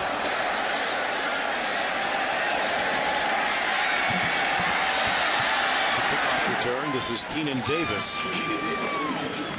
Talked about the oppressive heat. It's right now down to the field. Oh, it has dropped. It's perfect. It's chilly. A chilly, what is it, like 85 maybe? I'm going to tell you something. I've never seen a thermometer block a punt, throw an interception that was returned for a touchdown, or let them run back a kickoff return on You're going to give me the old, it's the same heat for both teams. Exactly. And I'm going to tell you the other thing. The next time we do the thermometer, we're going to go buy a big-time thermometer. I mean, that one came from the local thrift shop. I'm not sure about the credibility of that thermometer either. I mean, we're a big-time operation here, right? We can afford a big-time thermometer. Stanzi going to run and wisely slides this time at the 48-yard line with 3 seconds to go. He picked up 7 yards, but looking ahead to the second half, Ricky Stanzi and his offensive unit for Iowa with a daunting task ahead. Grigsby, albeit he had that one fumble, Arizona leading 27-7. Trying to get a little get back, a little payback after losing by 10 points last year in Iowa City. And let's go down to Quinn. Coach, how do you best describe the first 5 minutes and falling behind 14-0? Well, we didn't give ourselves much of a chance. You know, our special teams aren't good. We tipped the ball for a pick, so, you know, we put ourselves in quite a hole. Where does the comeback start? Well, better start this half. I mean, we got 30 minutes. The game's not over, but we have to play much, much better. What's one specific area that you must improve? Our special teams have been awful. I mean, you know, if you do what we did on special teams, you have no chance. So it starts there, and then we just have to play better on both sides of the ball. Thank you, Coach. He's, of course, alluding to the kickoff return by Travis Cobb. 27-7 at the break, and right now we're going to head to the Wendy's halftime report. And Reese, Mark, and Coach Lou in the studio. Guys? Oh, check this out. This is a 3D camera. It's awesome. We're messing around with it in case the show goes 3D. Step in there, check it out. Sure. Yeah. It's pretty cool, right? Wow, this thing's amazing. Yeah, this thing costs more than the space shuttle. Yeah, it's nice. How's this look? Sweet, man. You look real 3D. 3D's awesome. Let me see you really swing it, though. Yeah?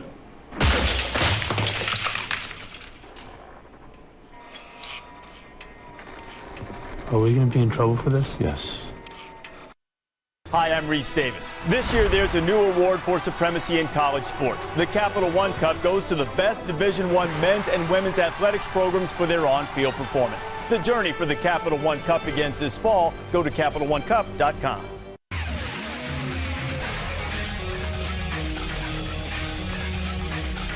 The ESPN3.com College Football Halftime Report is presented by Capital One. What's in your wallet? Welcome to ESPN3.com's Halftime Report presented by Capital One. I'm Cassidy Hubbard alongside Christian Fourier. We'll get you back out to the second half in a few minutes.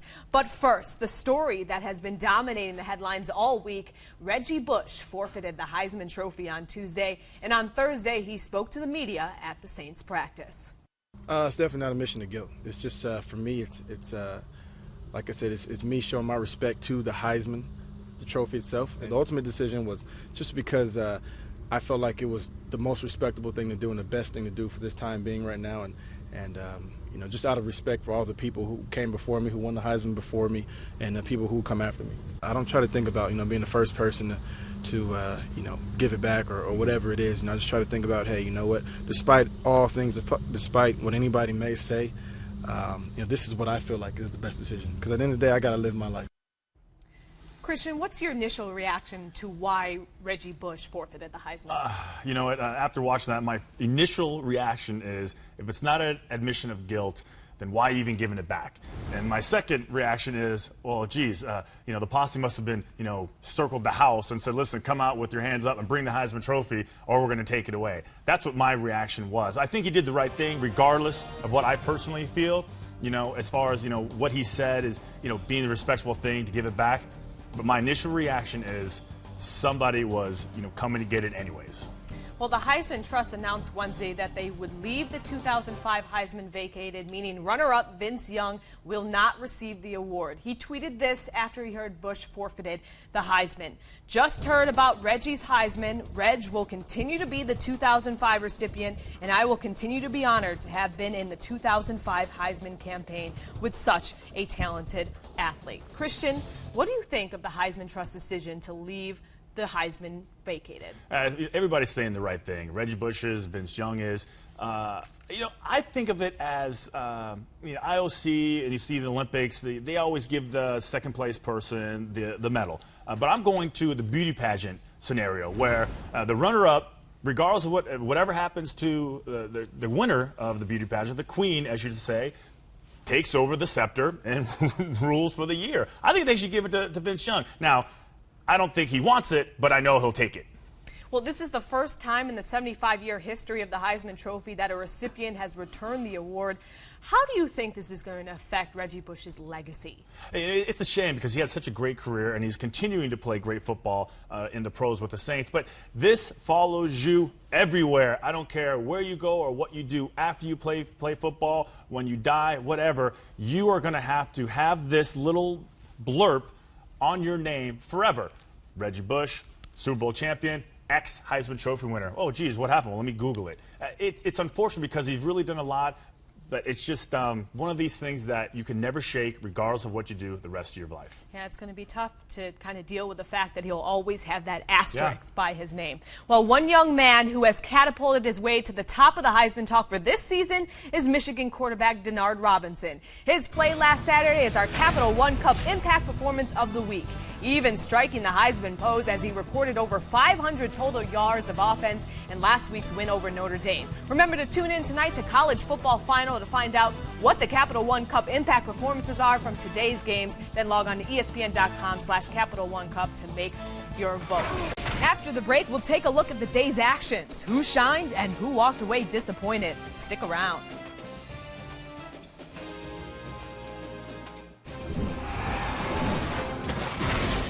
This is Erica.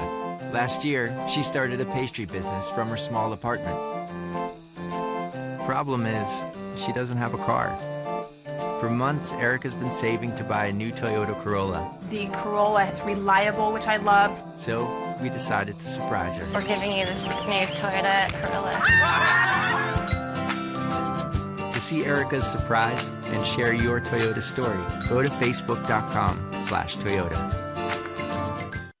Hey, welcome to Sports Nation on ESPN3.com, brought to you by, of course, Toyota. I'm Colin Cowherd, your affable host. This week's question is, who is the Toyota Quality Performer of the Week?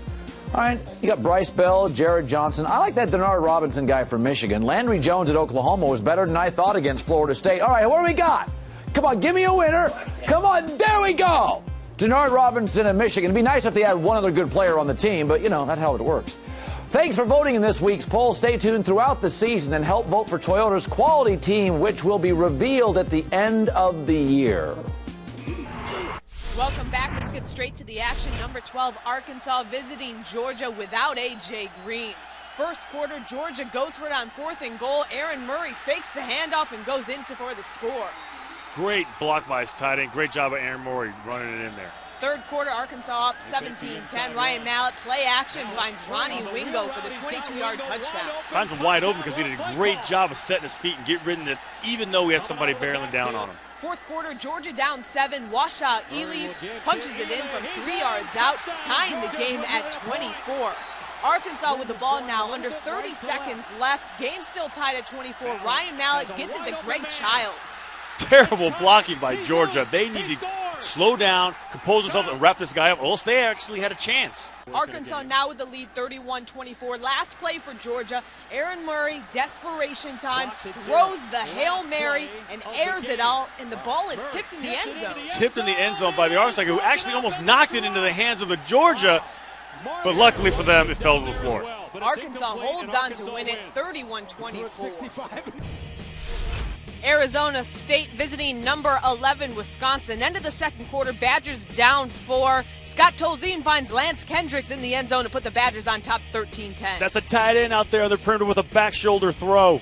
Second half tied game. Tolzien hands it off to John Clay, and he rumbles 19 yards in for the score. Great job by him, allowing his blocks to set up, finding the crease, and honing it up in there. Fourth quarter, Arizona State down 7. Stephen Threed hands it off to Cameron Marshall, and he takes it in for the touchdown. On the extra point attempt, Thomas Weber for the tie, and it's blocked by Jat Falai. If you're the wingman on the PAT, you block the most dangerous guy, which would be the inside guy, which is Jat Falai, who actually gets his hands on the ball. Wisconsin holds on to win this one, 2019. Oklahoma hosting Air Force. First quarter, second and goal for the Sooners. DeMarco Murray gets the handoff, and he punches it in for 3 yards out. He punches it in because his name is DeMarco Murray, and I will impose my will on you. Wow, that was special. Third quarter, Air Force down 7. Tim Jefferson keeps it himself, going 38 yards to the house. Now watch this block. Watch this come like bam, helmet falls off. That is what we call downfield blocking. Less than a minute later, first and goal for Oklahoma. Murray, he gets the handoff and rushes in 5 yards for the touchdown. Again, and here we go. Again, late in the third quarter, Oklahoma up 10. Landry Jones gets it to Murray, and he runs in for the 17-yard score. He had a total of 148 yards on the day and 3 touchdowns. Under 4 minutes to go in the fourth, Air Force down 10. Kyle Halderman gets a toss, and he rushes in 15 yards for the touchdown, and that cuts the lead to 3. A minute later, 3rd and 4 for Oklahoma. Jones completes an 11-yard pass to Kenny Stills for the first down. Oklahoma would run out the rest of the clock to extend their home winning streak to 34. 27-24 the final in this one. Rich Rod in Michigan back at the Big House hosting UMass. Second quarter, Michigan down 10. Denard Robinson with a short pass to Daryl Stoneham, and he's off. He's off because he's always getting good block on that Michigan O-line. Great job cut blocking. Great job running after the catch. A 66-yard touchdown run. Michigan down 17-14.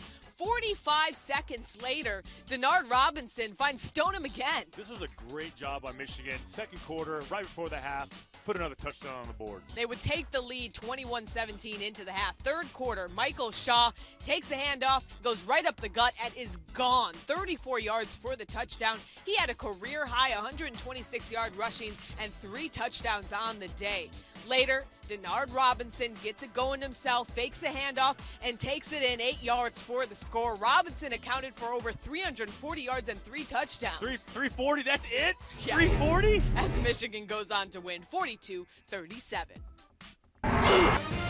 Coming up, what if the head coach of your team addressed the crowd apologizing for their play after the game? Sounds strange, huh? Well, it happened. We'll show you after the break. I love Dr. Pepper. The taste of these 23 flavors can never be equaled, like me. Hey. What, man? Come on, Mike, man. Nice hit. There's nothing like a pepper. Trust me, I've sent people to the doctor. Hey, students. Dr. Lou here with a little pop quiz for you. These days, college tuition is A, pretty affordable, B, a little bit pricey, C, more expensive than a private island in the Caribbean. Bingo! College is pretty darn expensive. Luckily, Dr. Pepper's got you covered with a Dr. Pepper $1 million tuition giveaway. Visit drpepper.com and upload a video telling us why you deserve a chance to win. It couldn't be easier. Each week, Dr. Pepper will give students tuition money for the most thoughtful, compelling, enthusiastic, and entertaining videos submitted. So to review, students, go to drpepper.com, upload your video, and enter the Dr. Pepper $1 Million Tuition Giveaway. If old Dr. Lou here likes what he sees, you could win big. Trust me, I'm a doctor.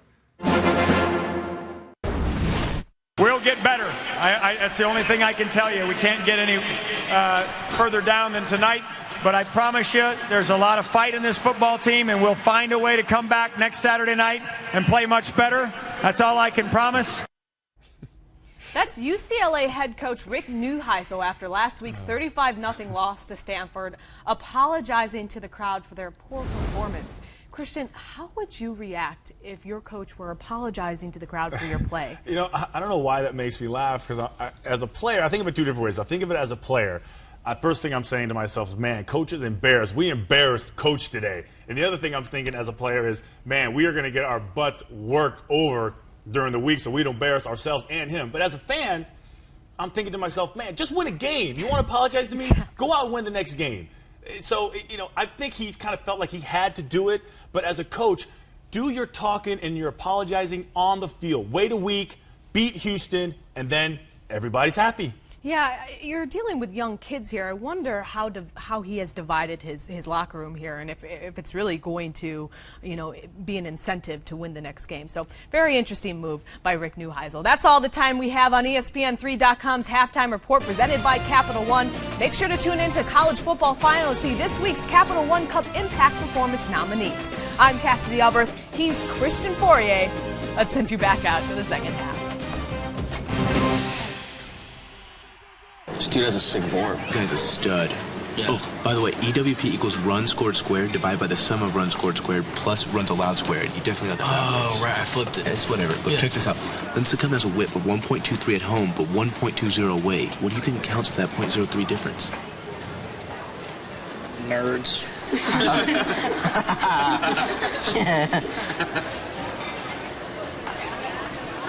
Whatever, Gary.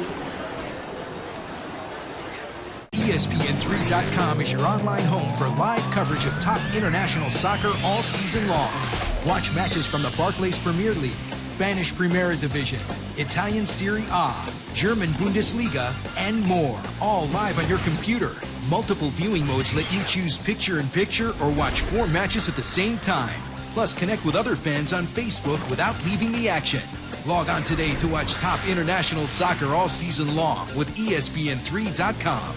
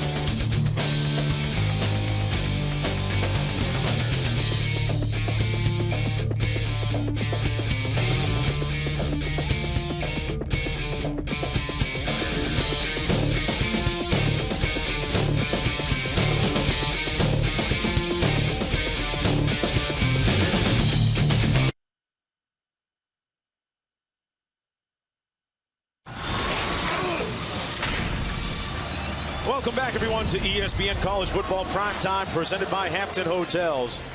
And the third quarter is underway. The Wildcats getting the kick here, and Cobb takes a knee. And they'll start off on their own 20-yard line. Arizona leading 27-7. They jumped out to a quick 14-0 lead because of a couple of costly Iowa turnovers. Bob, when you look at the ebb and flow of this game, is it errors or is it good play? Yeah, I mean, if you're an Arizona fan, you have to like what you see. I mean, is Arizona that motivated coming off that Holiday Bowl loss to Nebraska, looking for this big stage, taking advantage of it? Or is it Iowa just self-inflicted mistakes with the block punt? The ball bounces off McNutt's hand. It's returned for an interception. And then they give up a kickoff return for a touchdown. So, bottom line, Arizona up 27-7, playing at home, great atmosphere. Uphill fight for Iowa. Antolin on the carry. You look at the numbers here. The total yardage going to the Hawkeyes. Well, you know, that makes sense because Arizona's offense wasn't on the field all that much. Yeah, Iowa with 10 more plays on offense. Anytime you have a punt blocked, the first series of the game, it's going to be a long night.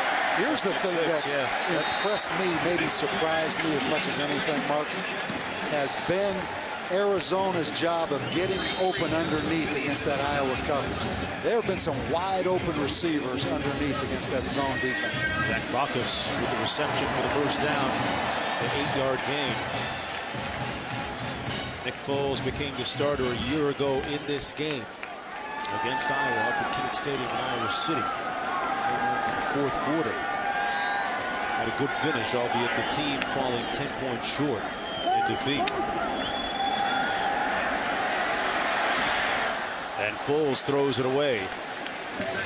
Well, one of the big factors in the first quarter, Quint, was Jerron Kreiner. Big weapon, but what's up with him injury-wise? Well, Jerron Kreiner right now limped out of the locker room. He's got a left foot or ankle discomfort. Really played that second quarter in a lot of pain. Right now, I'd list him as questionable. He's here on the sideline. His shoelace is untied. I also spoke to head coach Mike Stoops. He said the big challenge now is to play with the lead and to continue to play at a frenzied pace. He said Iowa's not going to go away. He should know. He was a former Iowa Hawkeye. All right, Quint, yeah. Kreiner, a vital cog offensively for Arizona. Foles with time, a little pressure off the edge. And that's one of the guys we've been talking about up front. It's not Claiborne, but it's Broderick Binns with the first sack of the night for Iowa's defense. Well, here's just great effort. Bob, here's the play first where Kreiner appeared to come down badly on that right ankle. And that's unfortunate. We met with Kreiner yesterday. Very excited about playing this football game.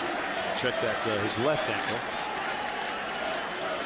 I think Quint, talking about Mike Stoops, play aggressive in the second half. Don't get conservative. Always a tendency when you're in ahead by 20 points to kind of take the air out of the football and use that clock. There's a lot of football left. Well, Arizona calls a timeout. Here's a look at some of the pivotal plays in the game so far. The block punt to begin the game, pretty much. Ryan Donahue had it blocked. That set up a touchdown.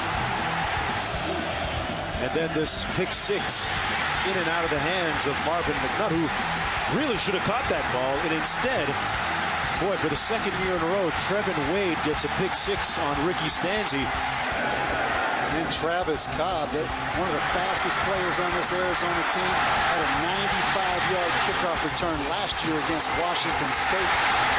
Almost dropped the football right there. But you're looking at 21 points, really from self-inflicted Iowa mistakes. Arizona with the ball now, and third down coming up. The thing about Foles, he spread that football around. 8 different Arizona receivers have caught passes tonight in this game, and they've run the draw several times on third and long situations. Third and 10, a little heat coming up the middle. Foles throws it, but it's out of bounds, incomplete, intended for Travis Cobb. So in the first series of the second half for the Wildcats, it's a 3-and-out offensively. Good pressure up front by Christian Ballard. You watch Adrian Claiborne right here. Watch what Arizona does to him. They're going to take a great defensive end, and they're going to chip him right there. You see the tight end right there, number 88, A.J. Simmons. He's attracted double teams just about every snap tonight as a result of what he did last year in Iowa City to Arizona. Owen Sandeman back at his own 25. A high punt, actually not so high, fielded back at the 15. Sandeman with a couple of nice moves. All the way out to the 35-yard line. A 54-yard punt, 19 on the return. And speaking of returns, Claiborne deciding to return for his senior season. And here's what he had to say on passing on the NFL and playing in the NFL. Once you get to the league, you're going against 30-year-old grown men playing offensive line. It's a whole different thing than going against a 19-year-old tackle. Take a look. I believe his mom is here tonight. Tracy made the trip out to Tucson. There she is right there. She moved from St. Louis to Iowa City to be closer to her son during his senior season. There really wasn't any doubt about Claiborne coming back for his senior year. He didn't even fill out the requisite paperwork for the NFL's advisory committee on where he might potentially go in the draft. He was that committed to coming back to school. And if you're Iowa, you have to be concerned when you have to burn a timeout, your first offensive play of the second half.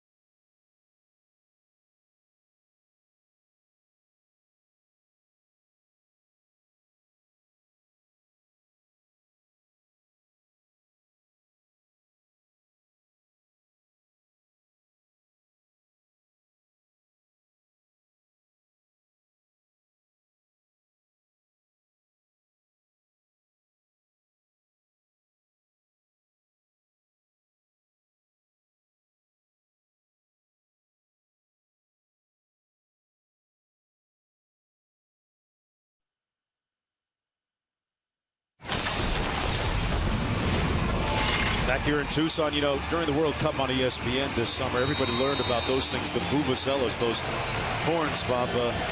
I thought they were banned since, subsequently in most places. That's an interesting nugget on vuvuzelas. If nothing happens on this play, I'm going to give you a little education. Now you got me with bated breath. On the bootleg, Stanzi, incomplete. Now tell me about this vuvuzela. Serve it up. I read, I believe, in the Wall Street Journal during the World Cup, there were a couple young guys, I believe in Birmingham, Alabama, that started an internet vuvuzela company, knowing there would be an onslaught of requests for vuvuzelas in this country. Right. People just watching at home on television. I don't know the exact numbers they sold, but they hit a home run. Now that's entrepreneurs knowing vuvuzelas would take off, open up a little internet company. In this country, huh? Wow. It's all about capitalism. Second and 10. And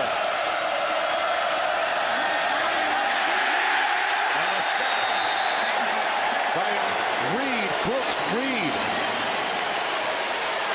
Well, Brooks Reed a guy that grew up here in Tucson, a fifth-year senior. He beats Riley Reef, the big left offensive tackle. Right there, a 100% effort guy every snap. You talk about a fifth-year senior, went to high school in Tucson, stayed in Tucson, has never gotten his hair cut in Tucson. But he's a Tucson guy now. He can wear it any way he wants if he keeps making plays like that. 3rd and long, Stanzi completes it to Sandoval, but it's going to be far short of the first down at the 35-yard line. A pickup of 7 on the play, but it's 4th down coming up for Iowa, so it's 3 and out on their opening series of the second half. With no threat of run, it's like playing a Pac-10 team if you're Arizona. So we never have seen yet tonight that matchup of Arizona playing against that power Iowa offense. It's like playing anybody else in the Pac-10 because of the 27-7 lead. Special teams for the Pac-10 has been very, very good to them. See what happens on this punt. Donahue airmails it all the way back to the 5-yard line. Cobb brought down at about the 13. A 60-yard punt, 8 on the return from the desert of Tucson. We'll be back on the other side.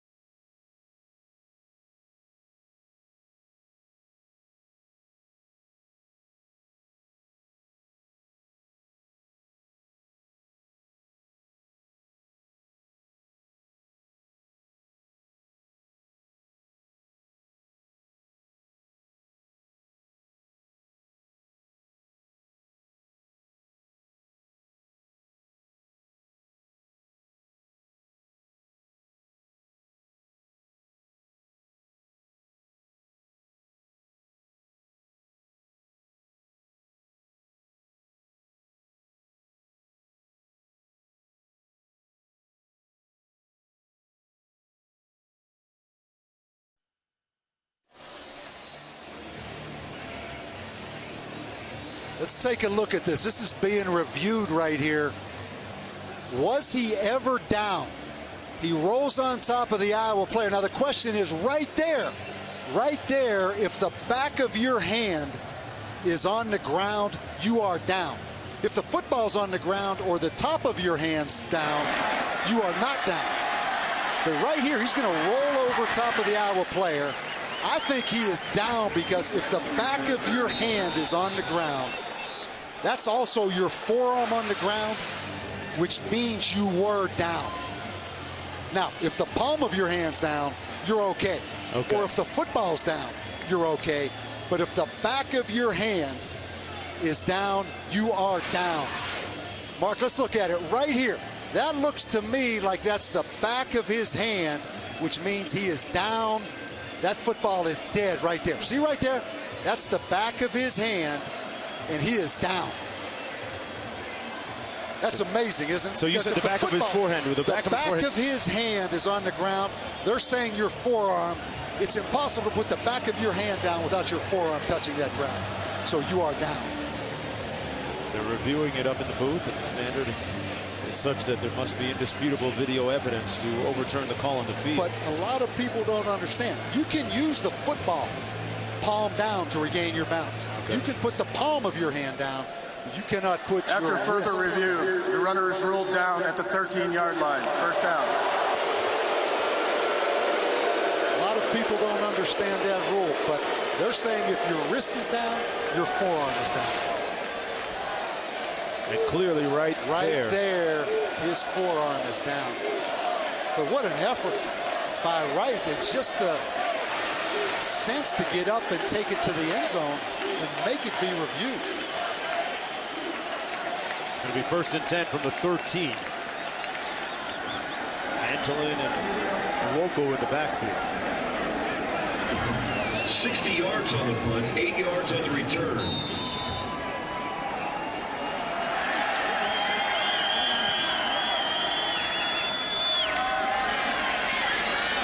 Inside handoff, that's Nwoko. Well, Jimmy Johnson is racing for the historic 5th straight championship, while Jeff Gordon and Kevin Harvick look to make history of their own. The chase for the NASCAR Sprint Cup in New Hampshire on ESPN Sunday. That's Sunday at 1 o'clock Eastern Time. Coverage begins with NASCAR Countdown at noon on ESPN2. Foles, the quarterback, has missed 5 of his last 6. Arizona, 2nd down and 6. Grigsby back in the ballgame, the tailback.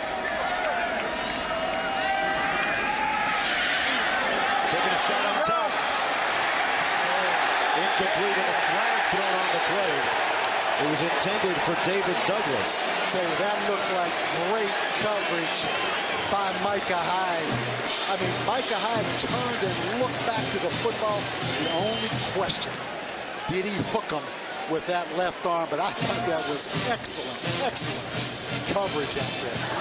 Pass interference, defense number 18, 15-yard penalty from the previous spot, automatic first down. Tremendous burst of speed by Douglas on the sideline. Like just great coverage. Look at Micah Hyde turn and play the football. Come on. I mean, I heard John Gruden say the other night, that's like someone giving someone a ticket for going 31 in a 30-mile-per-hour zone. I mean, that was great coverage right there. Wow. It's automatic first down at the 32.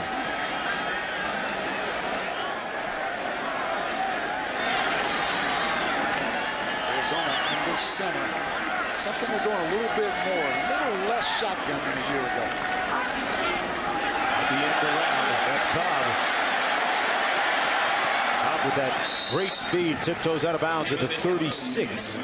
Picks up 4 on the play. It was Cobb that had that kickoff return for a touchdown in the first half. He went 100 yards on it. Cobb with a little bit of a hip flexor in camp. And interesting, Arizona goes down to Fort Huachuca, an Army base about 85 miles south of here for summer camp. And a lot of those players yesterday talking about some of the leadership things they go through. Great team bonding experience. They blow the play dead. Coach has talked about the fact that from a chemistry standpoint, this might be as good as it's been at Arizona under Mike Stoops. I'd like to take you down to Fort Worth. Please set the clock to 10 minutes I'll and do 15 some push-ups. seconds. Yeah, I know. Right. But I'm going to put you in those cinder block barracks. I'm going to have you scaling some walls. I can live that Spartan-like existence. Yeah. You should have seen the kid operate today over at the rec center. I heard you played a little basketball. Our producer Kim Belton and I doing a little workout. Well, Kim played at Stanford. He told me he was 20-20 every time they came down and played Arizona State. Now, I haven't gotten confirmation yet on the record books. We visited with Sean Miller yesterday. But how about Arizona? Mike Stoops taking his team down to Fort Huachuca to an Army base. And those kids get something out of it. I mean, there's a lot of leadership skills taught down there. And working for them. Yeah, so far trying to build on that 8-win season from a season ago. And a pivotal game tonight for Arizona, trying to set a good tempo and a good atmosphere for what's next. Next week they take on Cal in a conference game. 3rd and 2 coming up here.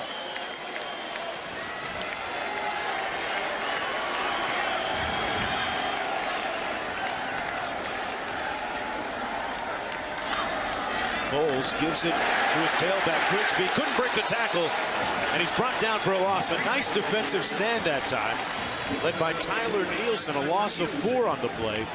And Arizona will have to punt. Yeah, they turned Tyler Nielsen loose. They were going to run the power off tackle. He closed, nobody blocked him. A big stop right there. Nielsen's been the guy that's been cited as being the big surprise defensively for Iowa so far this year. Yeah, didn't play much last year. Let's see if Iowa can make a special teams play tonight. Got a flag thrown down on the field.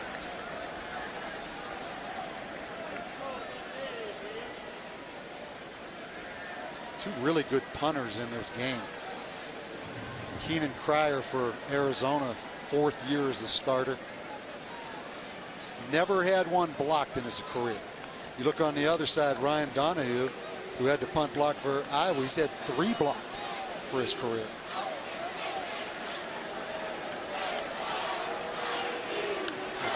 Dead ball, illegal formation. An eligible number shifted from an ineligible position to an eligible position. 5-yard penalty, still 4th down. Well, the look on Mike Stoops' face says it all. Yeah, but I've seen that look on his face a lot. That's no confirmation that. But you wonder, Iowa right now, great opportunity. But do you talk yourself out of trying to block the punt? Because here's a 4-year punter that's never had one block.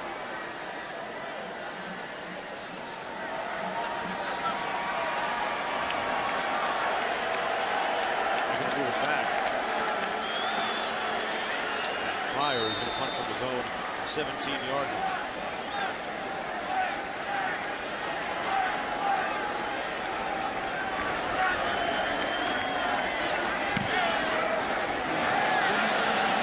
Not a great punt. And it's out of bounds at about the 37-yard line. Well, a good part of the makeup of this Arizona team. Talk about that in a minute after we explain this flag and get the call on the 32-yard punt. This game has lost what little rhythm it had in the first half. I mean, it has really slowed down here with these penalties.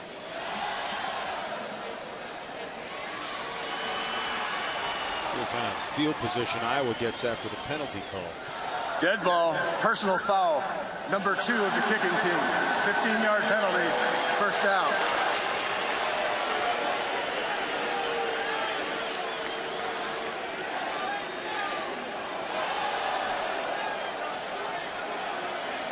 Mike Stoops will have a couple of eruptions during the course of a game. Well, we talked about the Polynesian influence on this Arizona roster.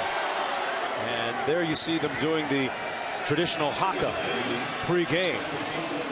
The problem is we saw the real haka when we had Hawaii open up against USC. But a great mix on this Arizona team. 9 Polynesian players. The Polynesians making a very significant contribution to collegiate athletics, especially football. Adam Robinson dotting the I. 1st and 10. Iowa starting off in Arizona territory. A-Rob with nowhere to go. We talked about the makeup of the respective teams. This is really interesting.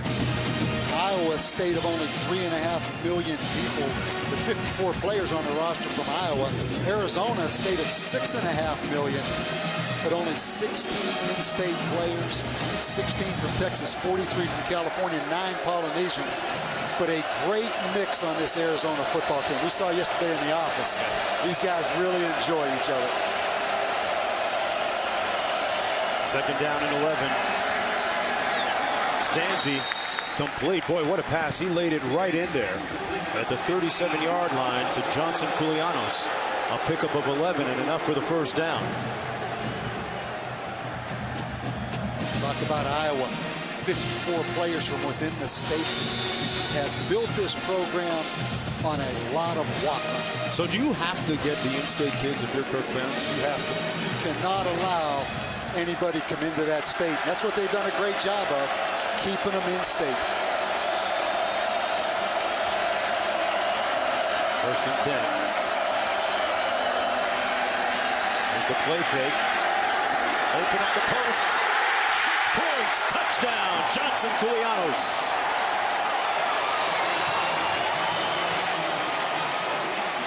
And the gold and black are back.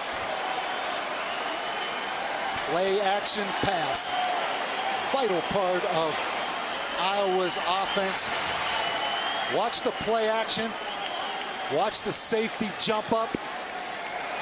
They throw the post route in behind him right here.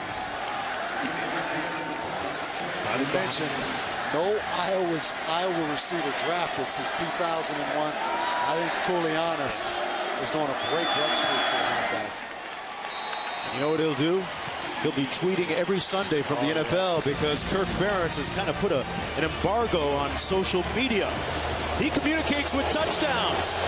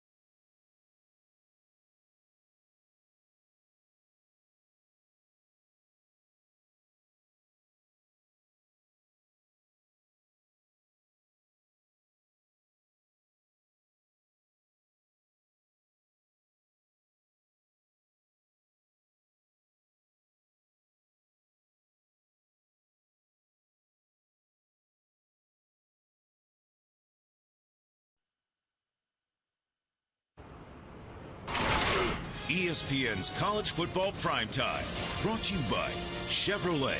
Every model is backed by a 100,000-mile, 5-year powertrain limited warranty. And Dr. Pepper. There's nothing like a pepper.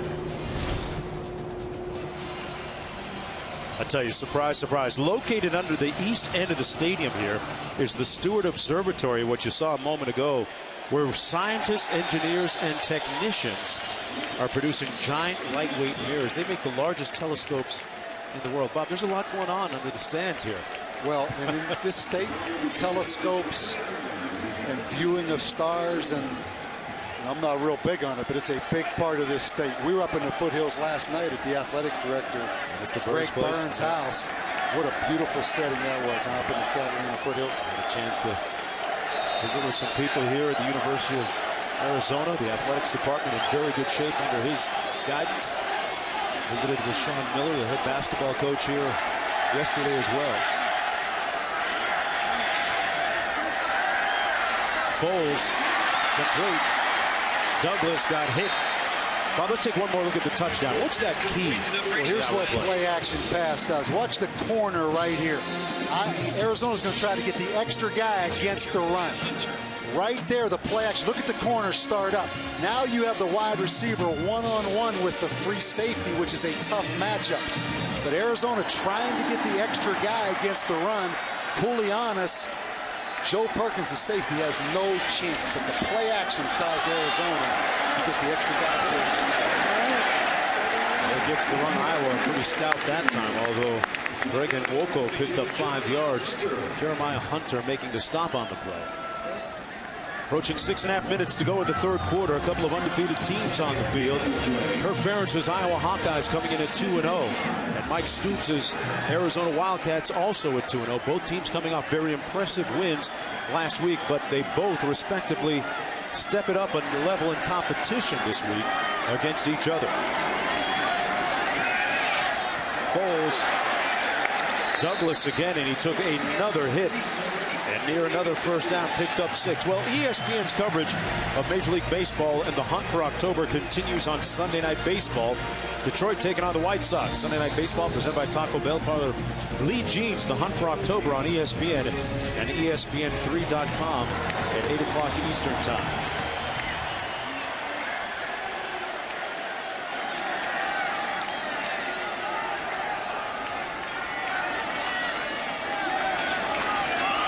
Grigsby.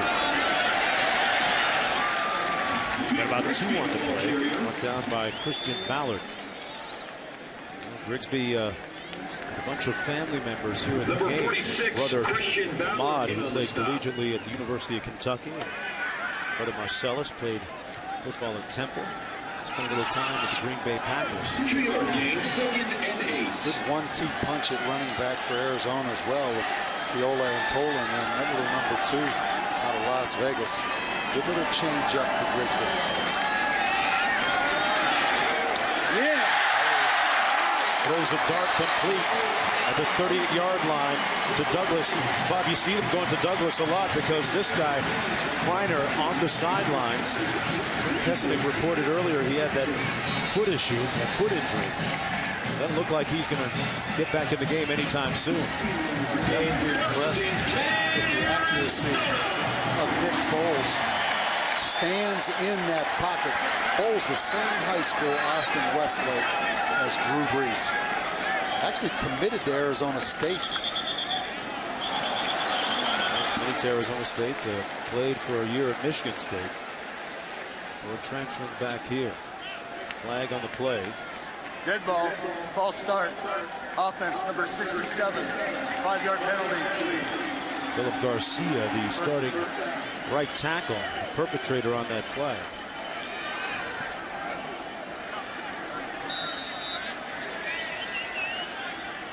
Let's go downstairs to Quinton. How Foles has benefited from the coaching staff. Yeah, he's picked up a quarterback's coach this year, Frank Selfo. Really worked on his footwork, mechanics, and timing. Coach Selfo told me before the game that this is a kid who's recognized his faults and is working hard to get better every single day. It certainly is. Proved leadership, but tough to get away on that sack. A couple guys had a shot at him, and finally Mike Daniels brought him down.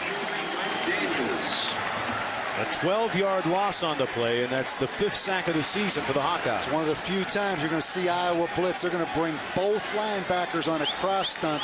Tarpinian, 33, is going to get there. Very seldom do you see Iowa bring 6 right there. Tarpinian, senior linebacker, first-year starter. Big sack. Couple that with the penalty by Arizona, the previous play, taking him out of this offensive drive. 2nd and 27. Play to Grigsby, and Grigsby will lose a couple of yards, and Daniels really asserting himself on that defensive front. Well, they call Mike Daniels the Beast. 6'1", 275. He just whips the offensive guard, comes around on a twist stunt right there. And all of a sudden, we've got an official down on the field. At the 39-yard line. But you can tell, you can feel the momentum swinging a little bit in favor of Iowa here. And how important was it for them to get a stop here on this sequence? And they're going to get the ball back here. That's a scary looking situation right there. I mean, so much talk of the umpire in college football being moved behind the offense.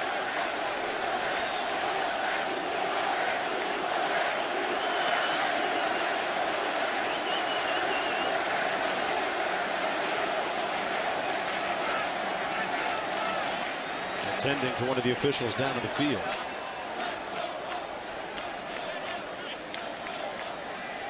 Let's take one more look, perhaps, at what happened.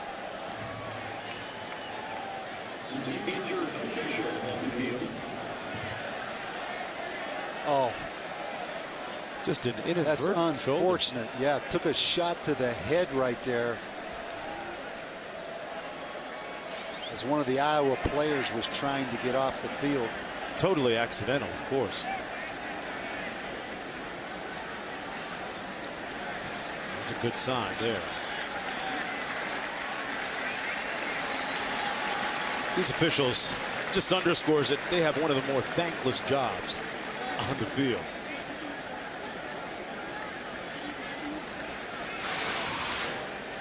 You can see it right here. The umpire spotting that football. Umpire Jerry Meyerhoff. LeBron Daniel ran right into him inadvertently. It's good to see him up and okay. And you said it. There's been a lull in the action right here. A lull in the enthusiasm of this fan read out for Arizona. And Iowa all of a sudden right now on 3rd and very long. Great opportunity. 3rd and 30. There you see some of the 12,000 Iowa fans that made the trip here to Tucson. And the back judge has moved up into the umpire spot. 3rd and 30. Throws with duress. Delivers a pass complete at the 47 to William Wright. But it's short of the first down. Yeah, good job just getting some field position back. You see the umpire over there, Jerry Meyerhoff, being attended to on the sideline.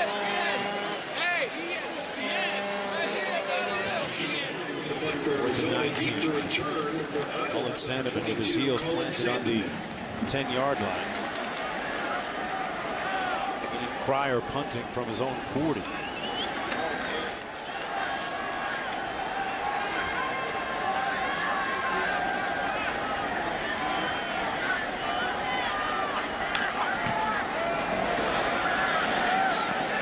He's struggling with that punt. Not a great punt. It's going to take an Iowa bounce all the way out to the 27, and Cryer, not one of his better efforts. And all things said, pretty good field position here for Iowa. Let's take a look at our drive recap brought to you by Chick-fil-A.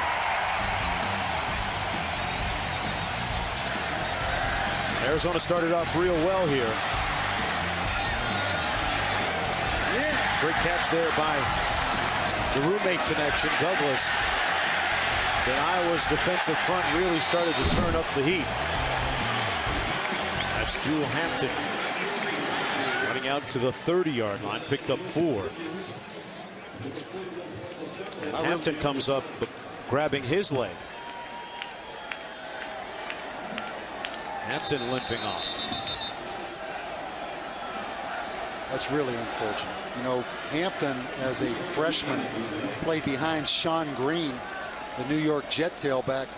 Hampton had 463 yards. He mentioned last year with a torn ACL. First game he was suspended this year against Eastern Illinois. It's been a long journey back. Bob, there are a lot of people that think that this Iowa team has a shot at playing for the national championship. The game going to be shown on the ESPN Family Networks this year. Pretty good schedule set up, and a team right now coming in number 9 nationally ranked. Seemingly all the tools and variables to get there. And they play Ohio State at home. It's a big statement game.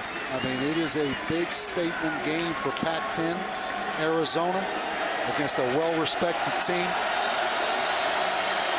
This crowd senses momentum on the side of the Hawkeyes right now, though.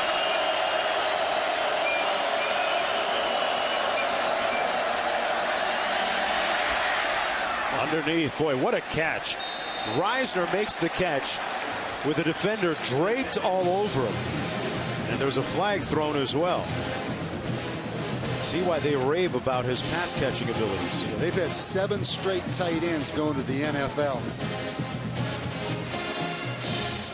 Pass interference, defense, number 41. First down at the spot of the foul. Vasala, the junior college linebacker, one of 2 junior college linebackers for the Hawkeyes.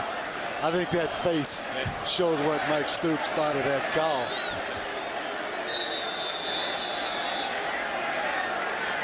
Meanwhile, they're still working on Jewel Hampton on the sidelines. First down and 10 after that last catch by Reisner. You can see the concern written across the faces of the Arizona Wildcat fans.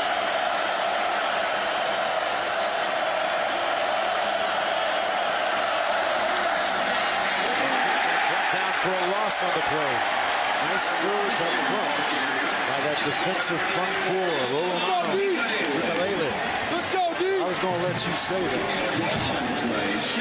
But Lola Lama Mikigele, one of those Polynesian players we talked about. Great penetration that time off the line of scrimmage.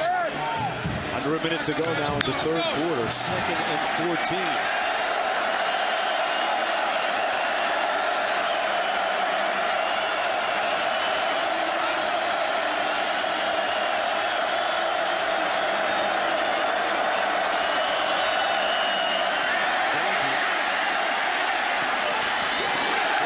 Traffic and a flag thrown on the play. Marvin McNutt being defended by Trevin Wade.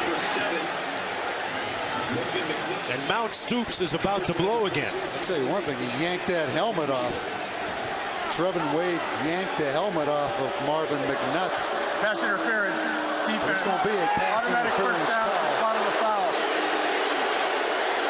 Let's take a look. Keep in mind, it's pass interference. It's not a personal foul penalty. You know, that right arm, he came over the top with the left hand. Did the right arm get there a little early from behind? Probably a good call. Very close call, though, right in front of that Arizona bench.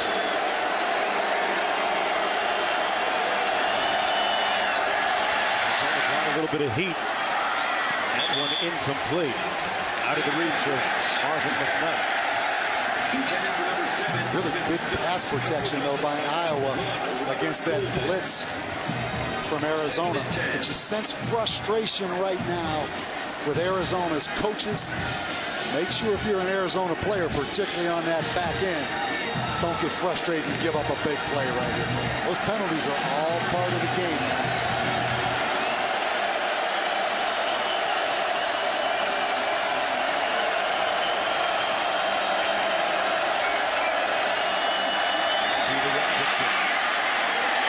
Looking for a crease. Millen picks up a couple of yards. Earls and Vassallo making the stop for the Wildcats with 12 seconds to go in the third period. You mentioned Earls and Vassallo. Earls right there out of North Dakota State College of Science, junior college. Vassallo, another junior college transfer out of the state of Nevada. That's the end of 3 periods of play. Fourth quarter coming up. And as Wildcat lore states, it's time for the boys to bear down.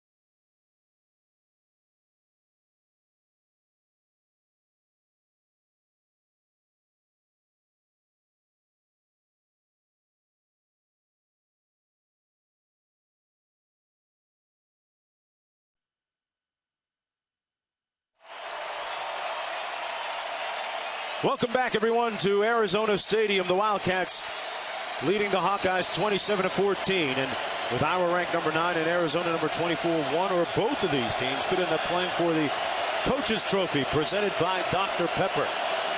National championship game coming to ABC and ESPN this year.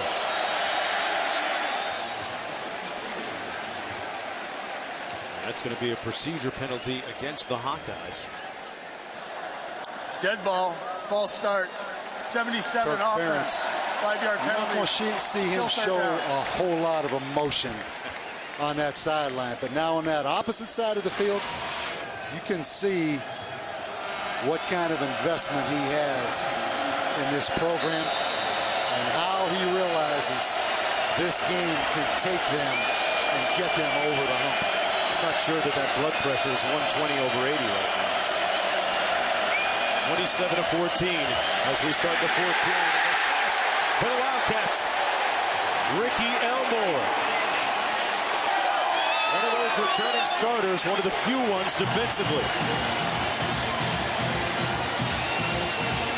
We talked about those two good defensive ends. Ricky Elmore, one of the best edge rushers in the Pac-10, started the last 19 games for Arizona. And that broke Iowa's momentum right there, that series. Loss of 11 on the play. William Wright standing at his own 30-yard line to get this punt. To 31, right. Flag down. This one's going to come back. I promise you, Mike Stoops' blood pressure just shot up again. They've had some penalties here of late. Stoops brothers with a tradition not only at Arizona but at Iowa. During the return, illegal block in the back. Number 6 at the return team. 10-yard penalty. First down. That is an amazing family, the Stoops family from Youngstown. His one brother's coaching at Youngstown State. Obviously Bob at Oklahoma. Mark at Florida State. I like the line about Bob was a starter for 2 years at Iowa, then Mike took over for 2 years, then Mark took over for 2 years as a starter, all at safety, and people kept asking, when's that guy going to graduate? Yeah. When's that Stoops guy going to graduate? We talk about his big hit in Iowa, one of the best hits ever in Kinnick Stadium. Hit the big tight end from Ohio State, John Frank. They still talk about that hit in Kinnick Stadium. Now the game's changed a little bit since those Stoops guys played for safety. It has spread out a little bit more. It is different. Pass complete. Kanawoko as we go back to Reese in the studio.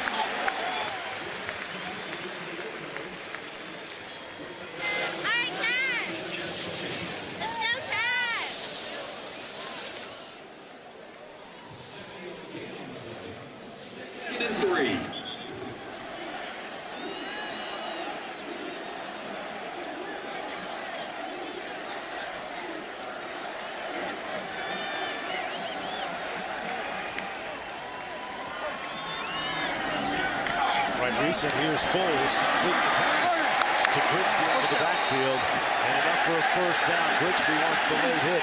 He's not going to get it, though. You know, we saw that highlight of Andrew Luck for Stanford, and Nick Foles was asked which of the quarterbacks he likes to watch in his own conference or even nationally, and Andrew Luck was the first guy, the quarterback for Stanford, whose name came up. Yeah, Nick Foles made the trip up to ESPN this summer with all the other Pac-10 quarterbacks, but nationally, he's not as well known as some of the other quarterbacks in the Big Ten. Excuse me, the Pac-10. This is Grigsby. Stopped by Ballard, a gain of about 2. And back in 2001, a pretty esteemed class of quarterbacks in the Pac-10 conference. And right now you got Barkley, Locker, Luck, and Foles. And Carson Palmer's done some good things with the Bengals. Tough season so far for Jake Locker and the Huskies. I like Nick Foles. Just meeting him yesterday, his personality. Another year of college football next year. I think he has a bright NFL future. Big, strong guy that stands in there and throws it. There's Antolin in the backfield. Foles going to be sacked. Number 33, Tarpinian coming in to lower the boom. That's the second sack of the afternoon, of the evening, pardon me, for Iowa's defense. Yeah, Keola Antolin, the running back, in blitz protection. Tarpinian comes off the corner. There's a flag on the play as well. Might get Adrian Claiborne a hand to the face. Personal foul. Defense number 95. 15-yard penalty. Automatic first down. Claiborne got his hands up underneath that face mask.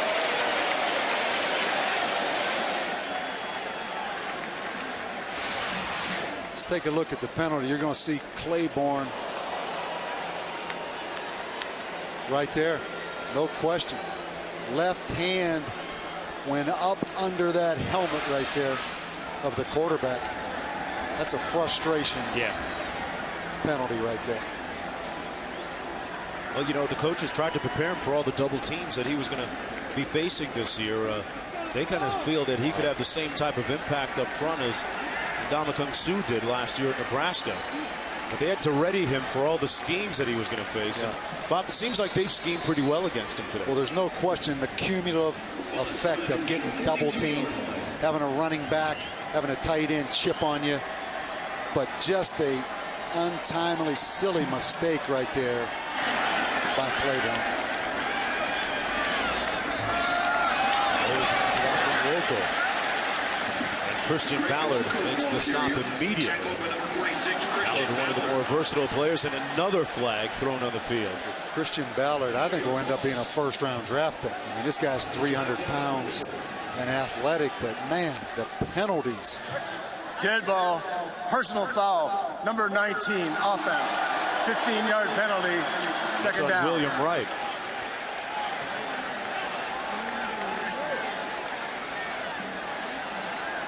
Wow. This game has really been devoid of rhythm. The second half, you're right.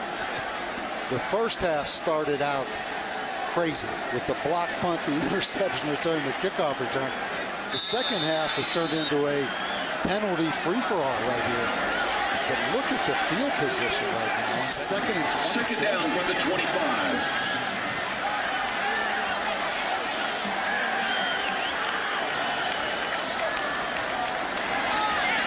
The receiver screen. This pass complete to Clown. At the 30-yard line. Iowa players signaling this one's going to come back. We got a block in the back. Wide receiver from Arizona blocking back towards that football. Looks like that's against William Wright. Yeah, right there. You're going to start see Tarpinian right there. 34, Greg Nwoko, the running back who lined up out there in empty. Wow. I mean, you just keep going backwards right now. So if that's right, that's two in a row. The personal foul and now blocking in the back. I want to put him on ice a little bit on the sidelines, Bob. Talk about negative plays. You've got 3 penalties and a sack the last 4 plays right here for this Iowa offense. Don't complain about that one. That was clearly a block in the back now. Now back to the 19-yard line.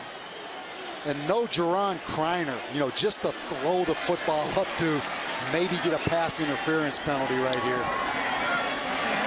Throws with plenty of time. Grigsby on the catch. Pushed out of bounds at the 28. They're not going to get that one. I'll tell you, the crowd wanted it, though, didn't it?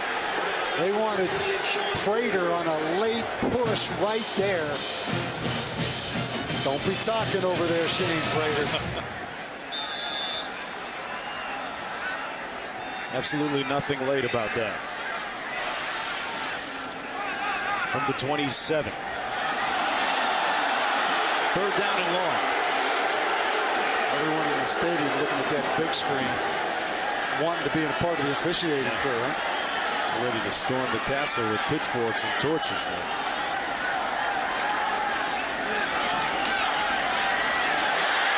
Foles completes his 9th pass in a row under duress, but not enough for the first down. Grigsby brought down at the 33-yard line, so a painful-looking series finally comes to a close. That was not pretty. That was not pretty, but you see again, Christian Ballard, number 46, is a handful. Kreiner has really struggled punting this football. And Colin Sandman is standing at his own 25-yard line, ready to retrieve this one.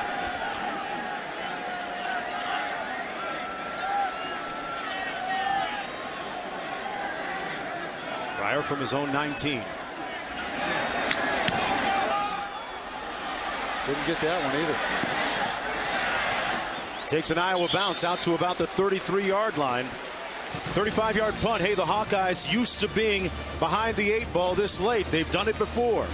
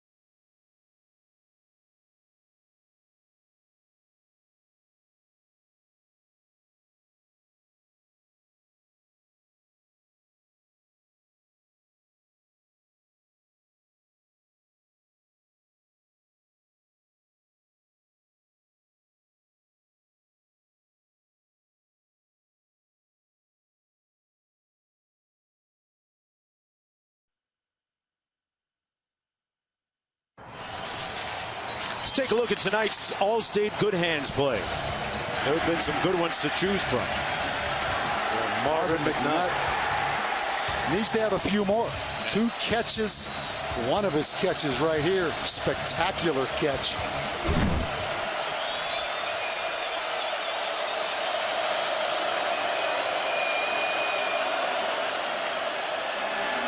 Stanzi. Incomplete, almost intercepted, in and out of the hands of Joe Perkins.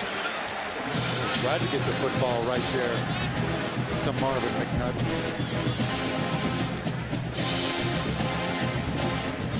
Second and 10 coming up. Marvin McNutt, if you remember, made that real big breakthrough last year in the game against Michigan State. Had the game-winning touchdown. Went on to have a great season after that. Light bulb really went on for him.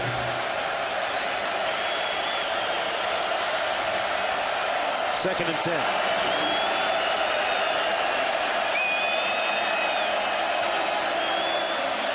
Big 3-step drop. Big sack for the Wildcat defense. Vassallo there. Reed in the area. Elmore in the area. The 3rd sack of the night for Arizona. Arizona comes back again with that little cross linebacker blitz. Man, it's been a long day for those Iowa fans in the desert. That guy looked like he was about ready to fall asleep up there. But again, Iowa, a chance to get back in this football game. But really a bad start on the first 2 plays to this drive. Pac-10, Big Ten. Upset.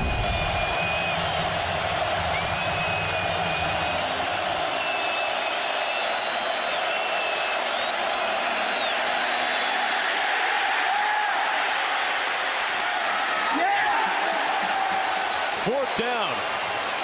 And a big stand by the Wildcat D. Wilcox knocked that ball away. And Brooks Reed just whipping Riley Reef to the outside. Again, Iowa just throwing the football every down. Arizona with an excellent pass rush. Good stop right there by Arizona's defense. Stanzi appeared to be a little shaken up on the sidelines.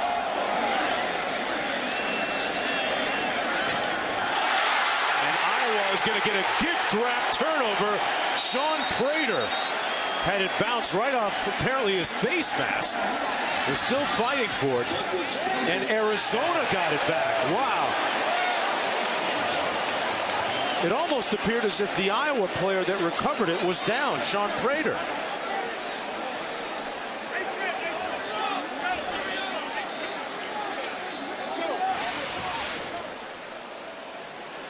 Boy, these guys are putting the Wild in Wildcat. He's down right there.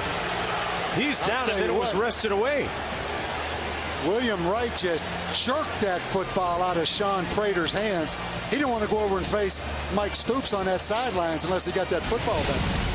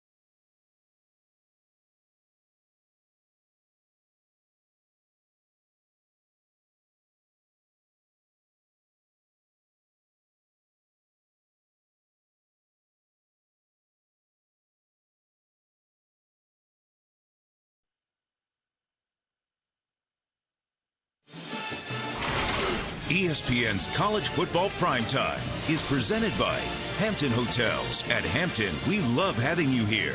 And in part by BMW, the ultimate driving machine. Back here at Arizona Stadium, the call coming down seconds ago. That man right there, Sean Prater, recovering the ball and ruled down before it was ripped away, Bob. Here's another look. Yeah, probably an excellent, not probably, an excellent change of call. Sean Prater right there with possession. He's clearly down prior to William Wright stripping that football out. So Iowa, for the first time tonight, gets a big special team play. Get the ball in the red zone at the 18-yard line. And Robinson, this lone back. 1st and 10.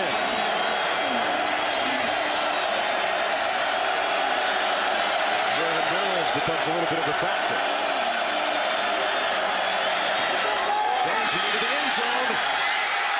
A flag thrown. Caught. Out of bounds, though. Let's see what this flag is about. Yeah, Marvin McKnight, we said it again. On Golden. It looked like good coverage by Golden. He's one of the two returning starters they have on the corners.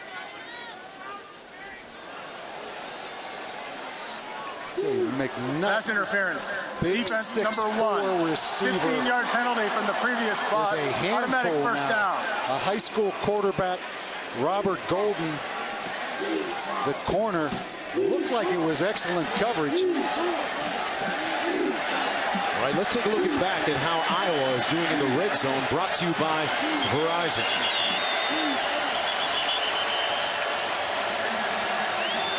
First 2 games, 8 out of 10 tonight. They've scored their only time in the red zone. They want to look one more time at this. They're going to see if McNutt's foot was in bounds, because you can't overrule a pass interference. That's a judgment call, so there's no review of the pass interference. It's, did he catch this football, and is the foot in?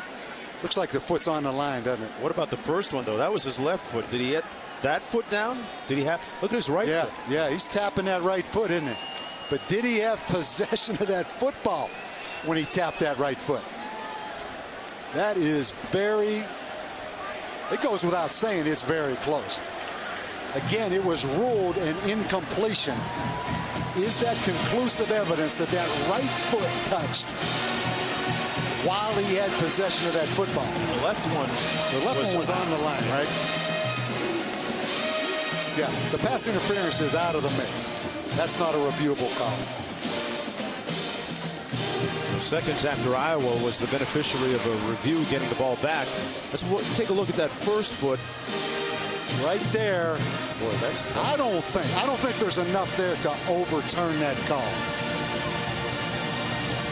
That right foot was but really right there, the close. football seems to be juggling just a little bit as that right foot touched. Watch, Mark. Right there. Boy. This could go either way. That's a tough call. Keep in mind, people get tired of hearing it, but it was ruled an incomplete pass. So it has to be conclusive video evidence that that right foot was down while he had possession of the football. What seemingly is obvious sometimes in video replay often turns out not to be. Last play under review, and we're going to get our decision here shortly. One thing, this place will go crazy. After further review, the receiver caught the ball with 1 foot down in the end zone. Touchdown. The right foot touched. The Hawkeyes are back. It's a 27-21 football game. Well, let's go back to William Wright, number 19, dropping that punt. But we did the good hands, All-State good hands on Marvin McNutt, right? He's had 2 catches. He's had 3 catches now. 2 of them deserve some good hands. Those were 2 great catches by McNutt. I didn't think there was enough to overturn that call, but look who's right back in this football game. It's a 6-point contest on Marvin McNutt's 2nd touchdown catch of the season, the 10th of his career. Iowa Hawkeyes trailing by 6 late. Got their opponents right where they want them.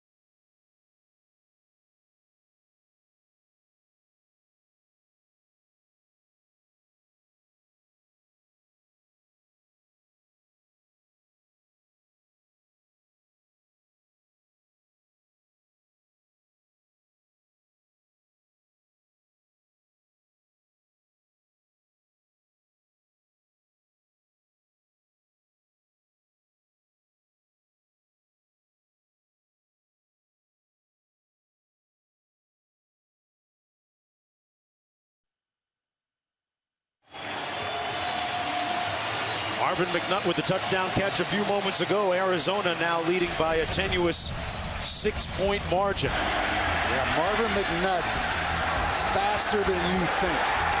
Last year, 97 and 74-yard big plays. Had a 66-yarder last week against Iowa State, and he brought his fan club out to the desert. Get the T-shirt. Under 9 minutes to go. Cobb going to take it out. This time he's bottled up right at the 20-yard line. And the Iowa Hawkeyes in the midst of a 14-0 run right now.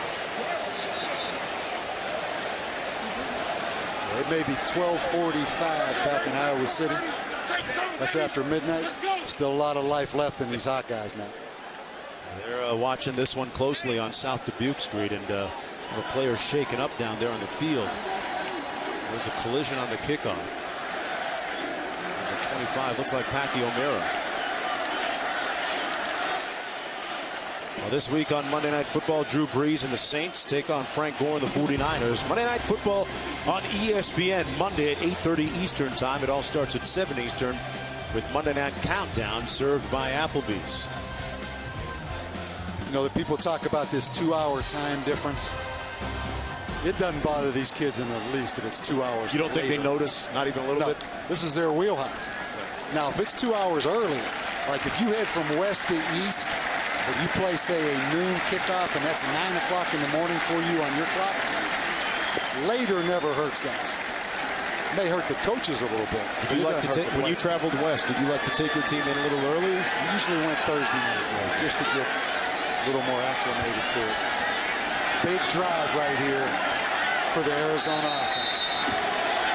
Nick Foles, you want to be one of those big-time Pac-10 quarterbacks we talked about? Now's the time to bring him back right here. Reagan Orko in the backfield. Foles completes it. He's immediately by Tyler Sash. And Jeff Tarpinian, who has had several key plays already tonight. A 2-yard gain on the play, 2nd and 8. We haven't talked much about Tyler Sash and Brett Greenwood. Really, both of them. Tyler, a 3-year starter. Greenwood, a 4-year starter. Two really good safeties. I mean, this guy has 11 interceptions in his career at Iowa. He's made a bunch of big plays. Okay, last play. Picked off. Bins. Hawkeyes.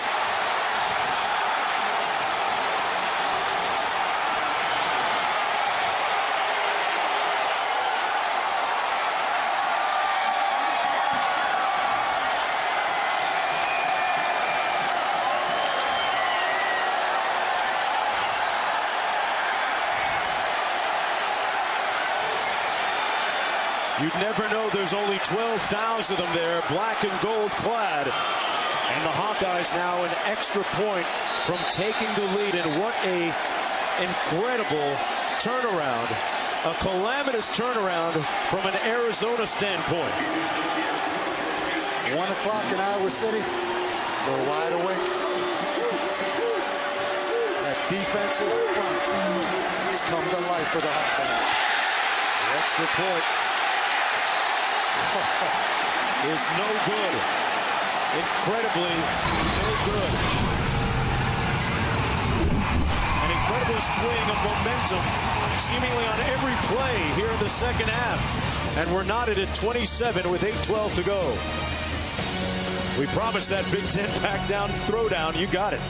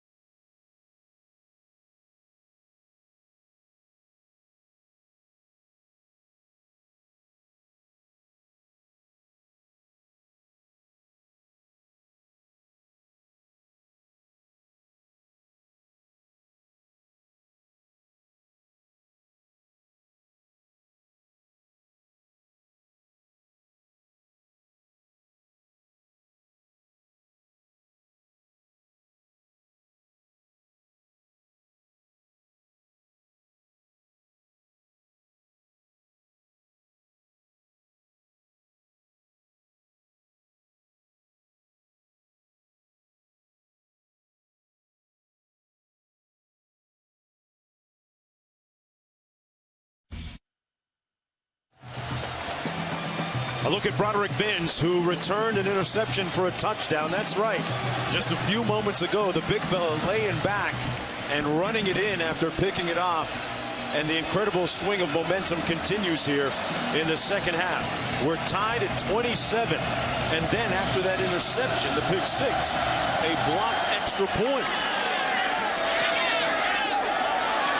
Here's Cobb, who has one kickoff return for a touchdown already. Talk about special teams. This game started with Iowa having a punt blocked. Arizona's mistakes start here on a punt return. Prater comes up with a big return. It leads to the touchdown pass to McNutt, and then Broderick Binns, the defensive end's dream. I promise you, Norm Parker came to life back in Iowa City watching this game. But the three big plays, starting again, though, with the big special teams mistake by Arizona. Let's see how Foles responds. Looking up top, has a man. Complete at the 32. Huge grab. David Roberts laying out to make the catch. Nick Foles, that's his roommate. When it gets tough, you go back to the guy you trust. And what a tremendous catch right there. Yeah, Roberts really great concentration. First down and 10. Grigsby. Check that. That's Antolin. Keola Antolin. See big Adrian Claiborne out there in space, running that thing down. But a big play to David Roberts, who they say is their possession guy. Showed some speed getting down the football field, making that big catch. Boy, what a great night of college football on the ESPN Family Networks. Started Clemson, early. Auburn went overtime. And how about Arkansas, Georgia? That seemed like 2 days ago. That game down in Athens today that Arkansas came back and won. Second and 5. Another pass complete. This time it's David Douglas.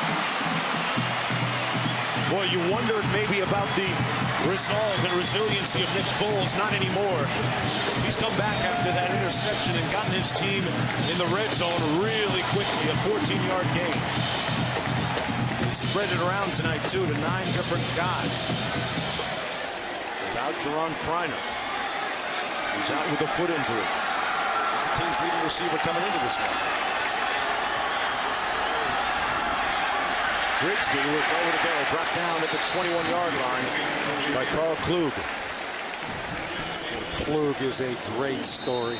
Running back, linebacker in high school, about 200 pounds. Now Klug's about 280. 3-year starter. I mean, the coaches at Iowa love Carl Klug now.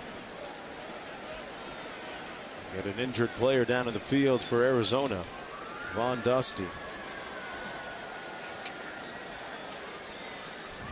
Holding the back of his leg there. And folks, Chris Berman is your host for ESPN's 2-hour pregame show, Sunday NFL Countdown. Tom Jackson, Keyshawn Johnson, Mike Ditka, Chris Carter, the team insiders Chris Mortensen and Adam Schefter. Give you all the analysis, insight, and news from the NFL. Sunday NFL Countdown presented by IBM on ESPN Sunday at 11 a.m. Eastern Time. That's a lot of cats talking football.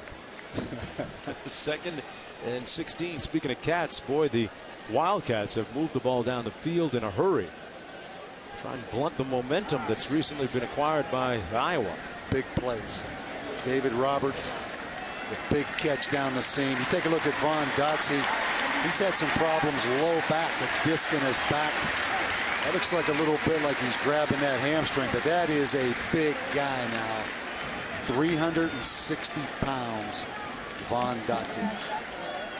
Kirk Ferentz, the picture of calm and serenity there on the sidelines. And that really belies the numbers from last year when they were really the cardiac kids. Look at all those close games. 1, 3, 2, 2, a touchdown and a 3-point loss against Ohio State.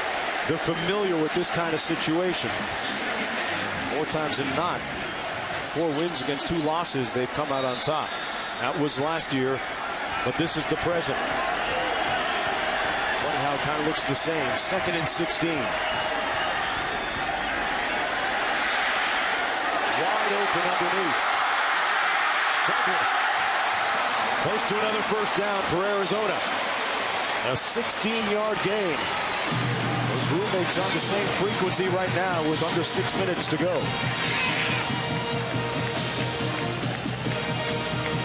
Foles now has connected on 14 of his last 15 passes and has gone over 300 yards. Well, that's pretty efficient. You are right.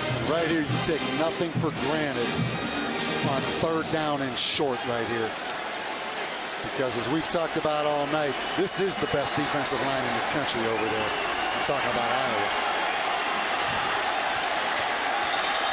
3rd and 1.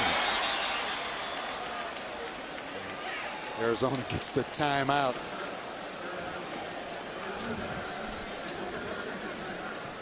And now it's time for Mike Stoops to ponder his next move with 5:24 to go in the 4th quarter. This is a pivotal game for both teams. Both 2-0 coming in. They asked for a red out here tonight. They got the red out. And Bob, who's this game more important for when you look at Arizona trying to rebuild after that disappointing bowl game loss, and Iowa coming in with high hopes of perhaps playing for the national championship? And Mark, you know, every one of them are important for every team. I mean, you can't have a loss in college football if you have a chance to win the national championship. But I think it's actually more important for Arizona. You know, Iowa already has national credibility, national respect. They've won 17 of the last 19. They've had some huge bowl wins, starting with the Orange Bowl win last year against Georgia Tech. Arizona, Mike Stoops has done a tremendous job. Back-to-back 8-5 seasons, but you can't help think about the blowout loss to Nebraska last year. So if you're Arizona, you get Iowa out here in the desert late at night like this, and you jumped up with that big lead, you really need to win this football game. Hey, those fans there, they were a little salty at the fact that Game Day didn't decide to make an appearance here. Although they will see, the fans at Boise State will see Game Day against the Oregon State Beavers next week. What a great play-action pass down right here for Arizona. Grigsby gets the call and has the first down inside the 10 at the 9-yard line as we approach 5 minutes to go. Grigsby, one of the leaders on that offensive side of the ball. Yeah, impressive drive by Arizona. All the momentum after the Ben's interception for a touchdown. Clearly on the side of Iowa, and for Arizona and Nick Foles to take this football down the field, throwing the football, has been very impressive. 7th play of the drive coming up. Grigsby still in the tailback down to the offset eye. Grigsby stopped up after a game. Well, probably didn't get anything. Got back to the line of scrimmage, and Ron Kreiner still watching from the sidelines with that foot injury. The team's best receiver coming into this game. Forced to be a spectator right now. 2nd and goal for the Wildcats. Arizona using that clock. 4:40 left. Iowa with 2 timeouts. Arizona, a lot riding on this 0-7 against the Big Ten in their last 7 games against that conference.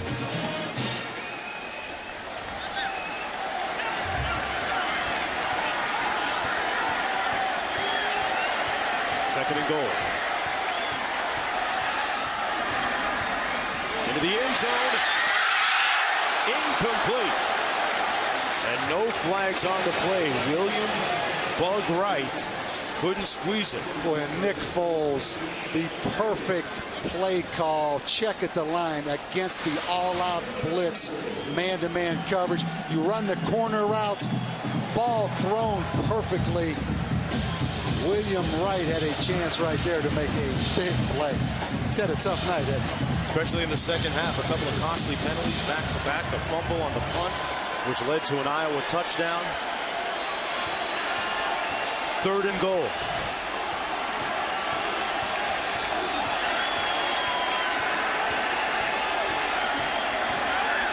Foles on the slant. Touchdown, Arizona. Bug.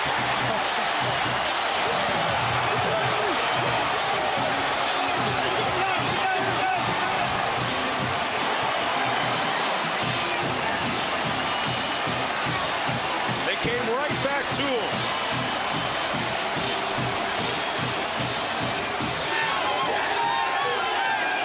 Iowa comes with the blitz again. Foles to Bug Wright. If that isn't a statement about believing in your teammate, I don't know what is. After a drop pass, he comes back to squeeze this one for 6.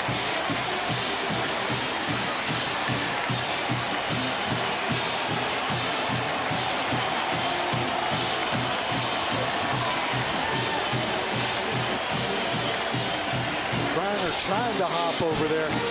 That was an excellent play call by Arizona. They motioned the back out of the backfield to empty. They got the linebacker to widen. They took Bug Wright and ran him right in behind that vacated linebacker. And that is a statement drive. You talk about getting to the next level. Iowa with all the momentum. Arizona taking that football the length of the field right there was impressive. The players on offense for the Wildcats said that, you know, we came into this year with more of an identity because Nick Foles was going to be the starter. We knew that. And right now the focus shifts to number 12 in black and gold, Ricky Stanzi, quarterback for the Hawkeyes, with 3:57 to go in this contest. His team down 7.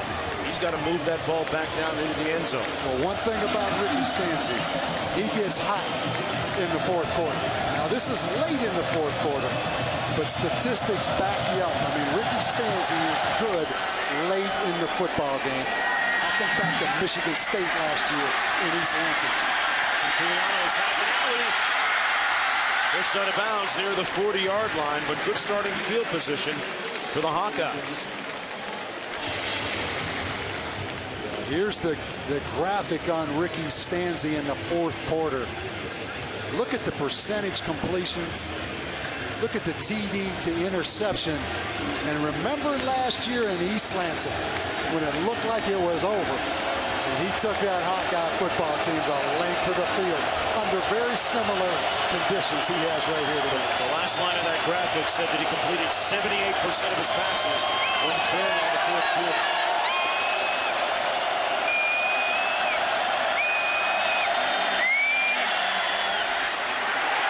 Mr. Fourth quarter completes the first one at the 43 to Johnson Culianos, who's working against Wade. 7-yard gain on the play, 2nd and 3. After, Marvin McNutt, that matchup on Robert Golden, number 1. Marvin McNutt can make the spectacular jump ball play. You have to wonder about the confidence right now of Robert Golden just playing that ball in the air. Adam Robinson in a tailback. Hawkeyes with 2 timeouts remaining. Empty formation. Sacked back at the 34. That is a costly stat that Stanzi takes. The 4th of the night by the Wildcats. Justin Washington, the freshman out of Texas. Watch him bull rush right up the middle. Little spin move right there. And Ricky Stanzi cannot take that sack on 2nd down right there. Iowa's going to burn one of its 2 remaining timeouts after loss of time on the play. We'll look at 3rd down and 12 when they snap it. Both teams now with a timeout remaining. Stanzi imploring his head coach and his offensive coordinator, Ken O'Keefe, about something. We'll be right back after this.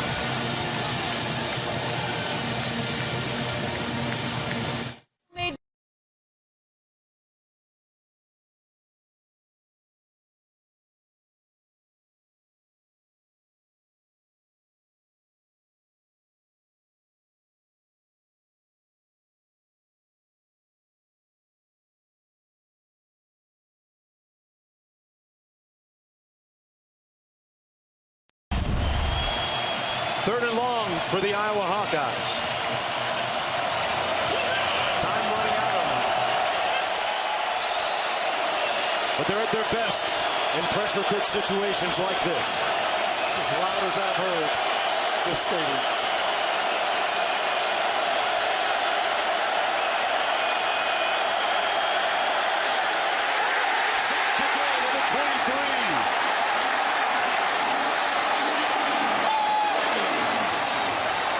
Well, that time, Brooks Reed, 42. Late flag thrown on the play as well. It remains third down. Oh, yeah, we're going to get a false start up there. Well, that Wildcat defense getting in touch with their inner Desert Swarm defense. You have to say that penalty right there helped Iowa. At least they get to replay third down right here, but ferocious pass rush right here by Brooks Reed, Ricky Elmore.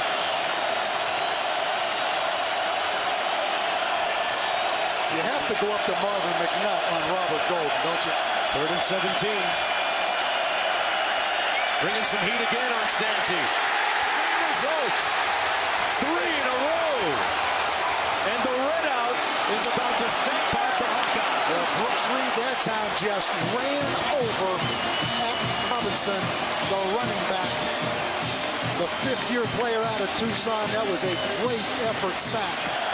Watch Brooks Reed right there run over the running back. And Mark, if you want to keep him from throwing jump balls to big wide receivers like McNutt, blitz him and put that quarterback on his back. But right now, no pass interference penalties if you're Arizona. No silly penalties. 4th and 25.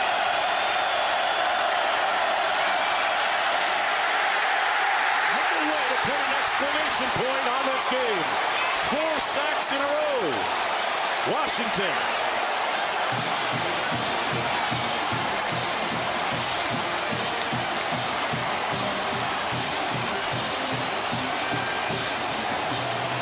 Been a long time, maybe never, since Iowa has given up 4 sacks in a row. Incredible. Getting in touch with their inner Teddy Bruschi. The Wildcats coming alive. The energy of this Arizona program and these fans, when Iowa clearly had the momentum after the Benz interception, he knows right now, Mike Stoops, this game gets you over the hump. A former safety from Iowa, head coach Mike Stoops. Hoping to run a little clock here. Get out of here with the win. Although it doesn't look like there's any let up in him right now. Rigsby on the carry, got a couple of yards.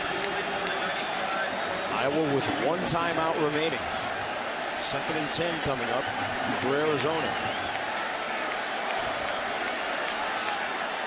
Foles was the guy that really responded, as you mentioned a few moments ago, Bob. When Iowa had the momentum, he took him down the field for that touchdown.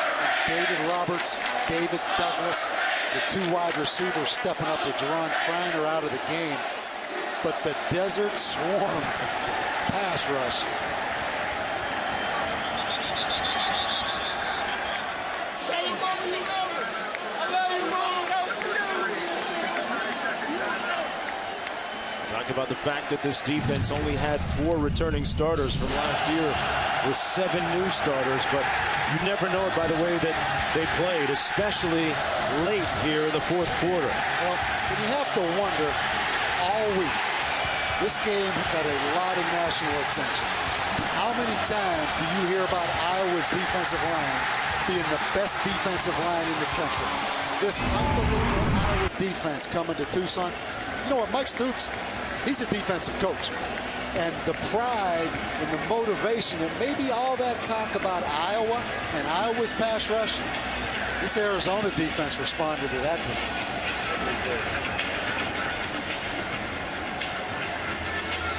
Talked about that defense getting in touch with their inner Teddy Bruschi. He's one of the greats from 92 to 95 here. Coach Tony was here.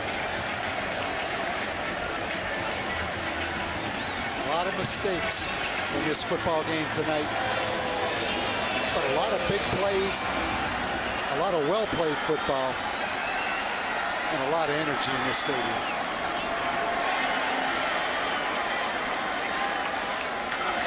Rigsby on the carry.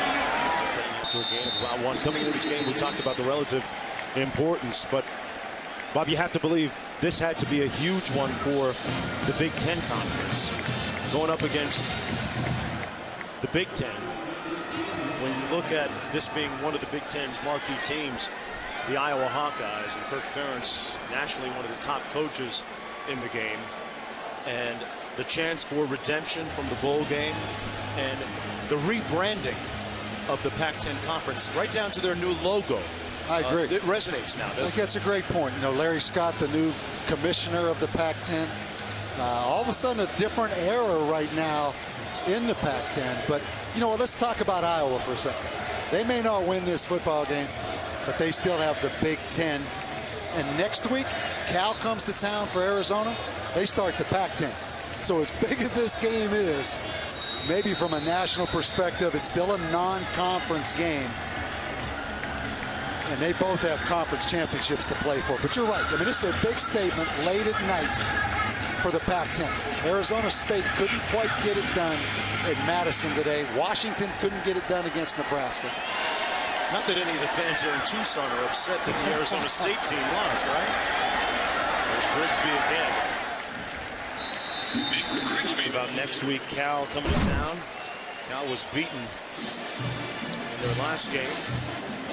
Schedule, then they get Oregon State at home, then on the road to Washington State. Start peeking down, you know, it's kind of the Stanford, USC, Oregon, Arizona State thing. But we look at this clock, 35 seconds left, no timeouts for Iowa. What a job by Nick Foles today. Leading them down the field in the fourth quarter. Right after that Iowa score, he goes 28 of 39 passing for over 303 yards. You know, this game, these are always tough decisions right here for coaches. You know, this thing's going to click down to 9 seconds left in the game. It's 4th and 7. You're sitting here with a 7-point lead. You know, kill the clock. Take as much time as you can off. You know, your first thought is kick a field goal, right? Go up by 10. There's no even outside chance of something crazy happening. But you don't want to kick a field goal and get a risk of it getting blocked. So now how do you take 9 seconds off this clock so Iowa doesn't even have a freakish Hail Mary at the end of this game? There's nothing on that matrix or that chart for that play, or that scenario, I guess. On 4th down, Grigsby securing the football and goes down. 3 seconds to go. See, Iowa with some 85 yards to go to get in the end zone. But your 3 temptation seconds there is to take Grigsby or the quarterback and just scramble around, even if you have some negative yardage, to use up the entire 9 seconds. Things can go wrong. Things can go wrong doing that. It's a no-win situation. So you get it down to 1 play. And you have to wonder, Iowa, you know, all the crazy laterals, the Stanford play, it's got to be some hook and lateral. Mike Stoops, the 12th defender on the field for the Wildcats. Yeah, Arizona almost had 12 players on the field. Stanzi, little hook and ladder. It's not Robinson. Going to throw it up, but he doesn't. And that's it. Arizona defeats Iowa. And the Pac-10 gets a win against the Big Ten.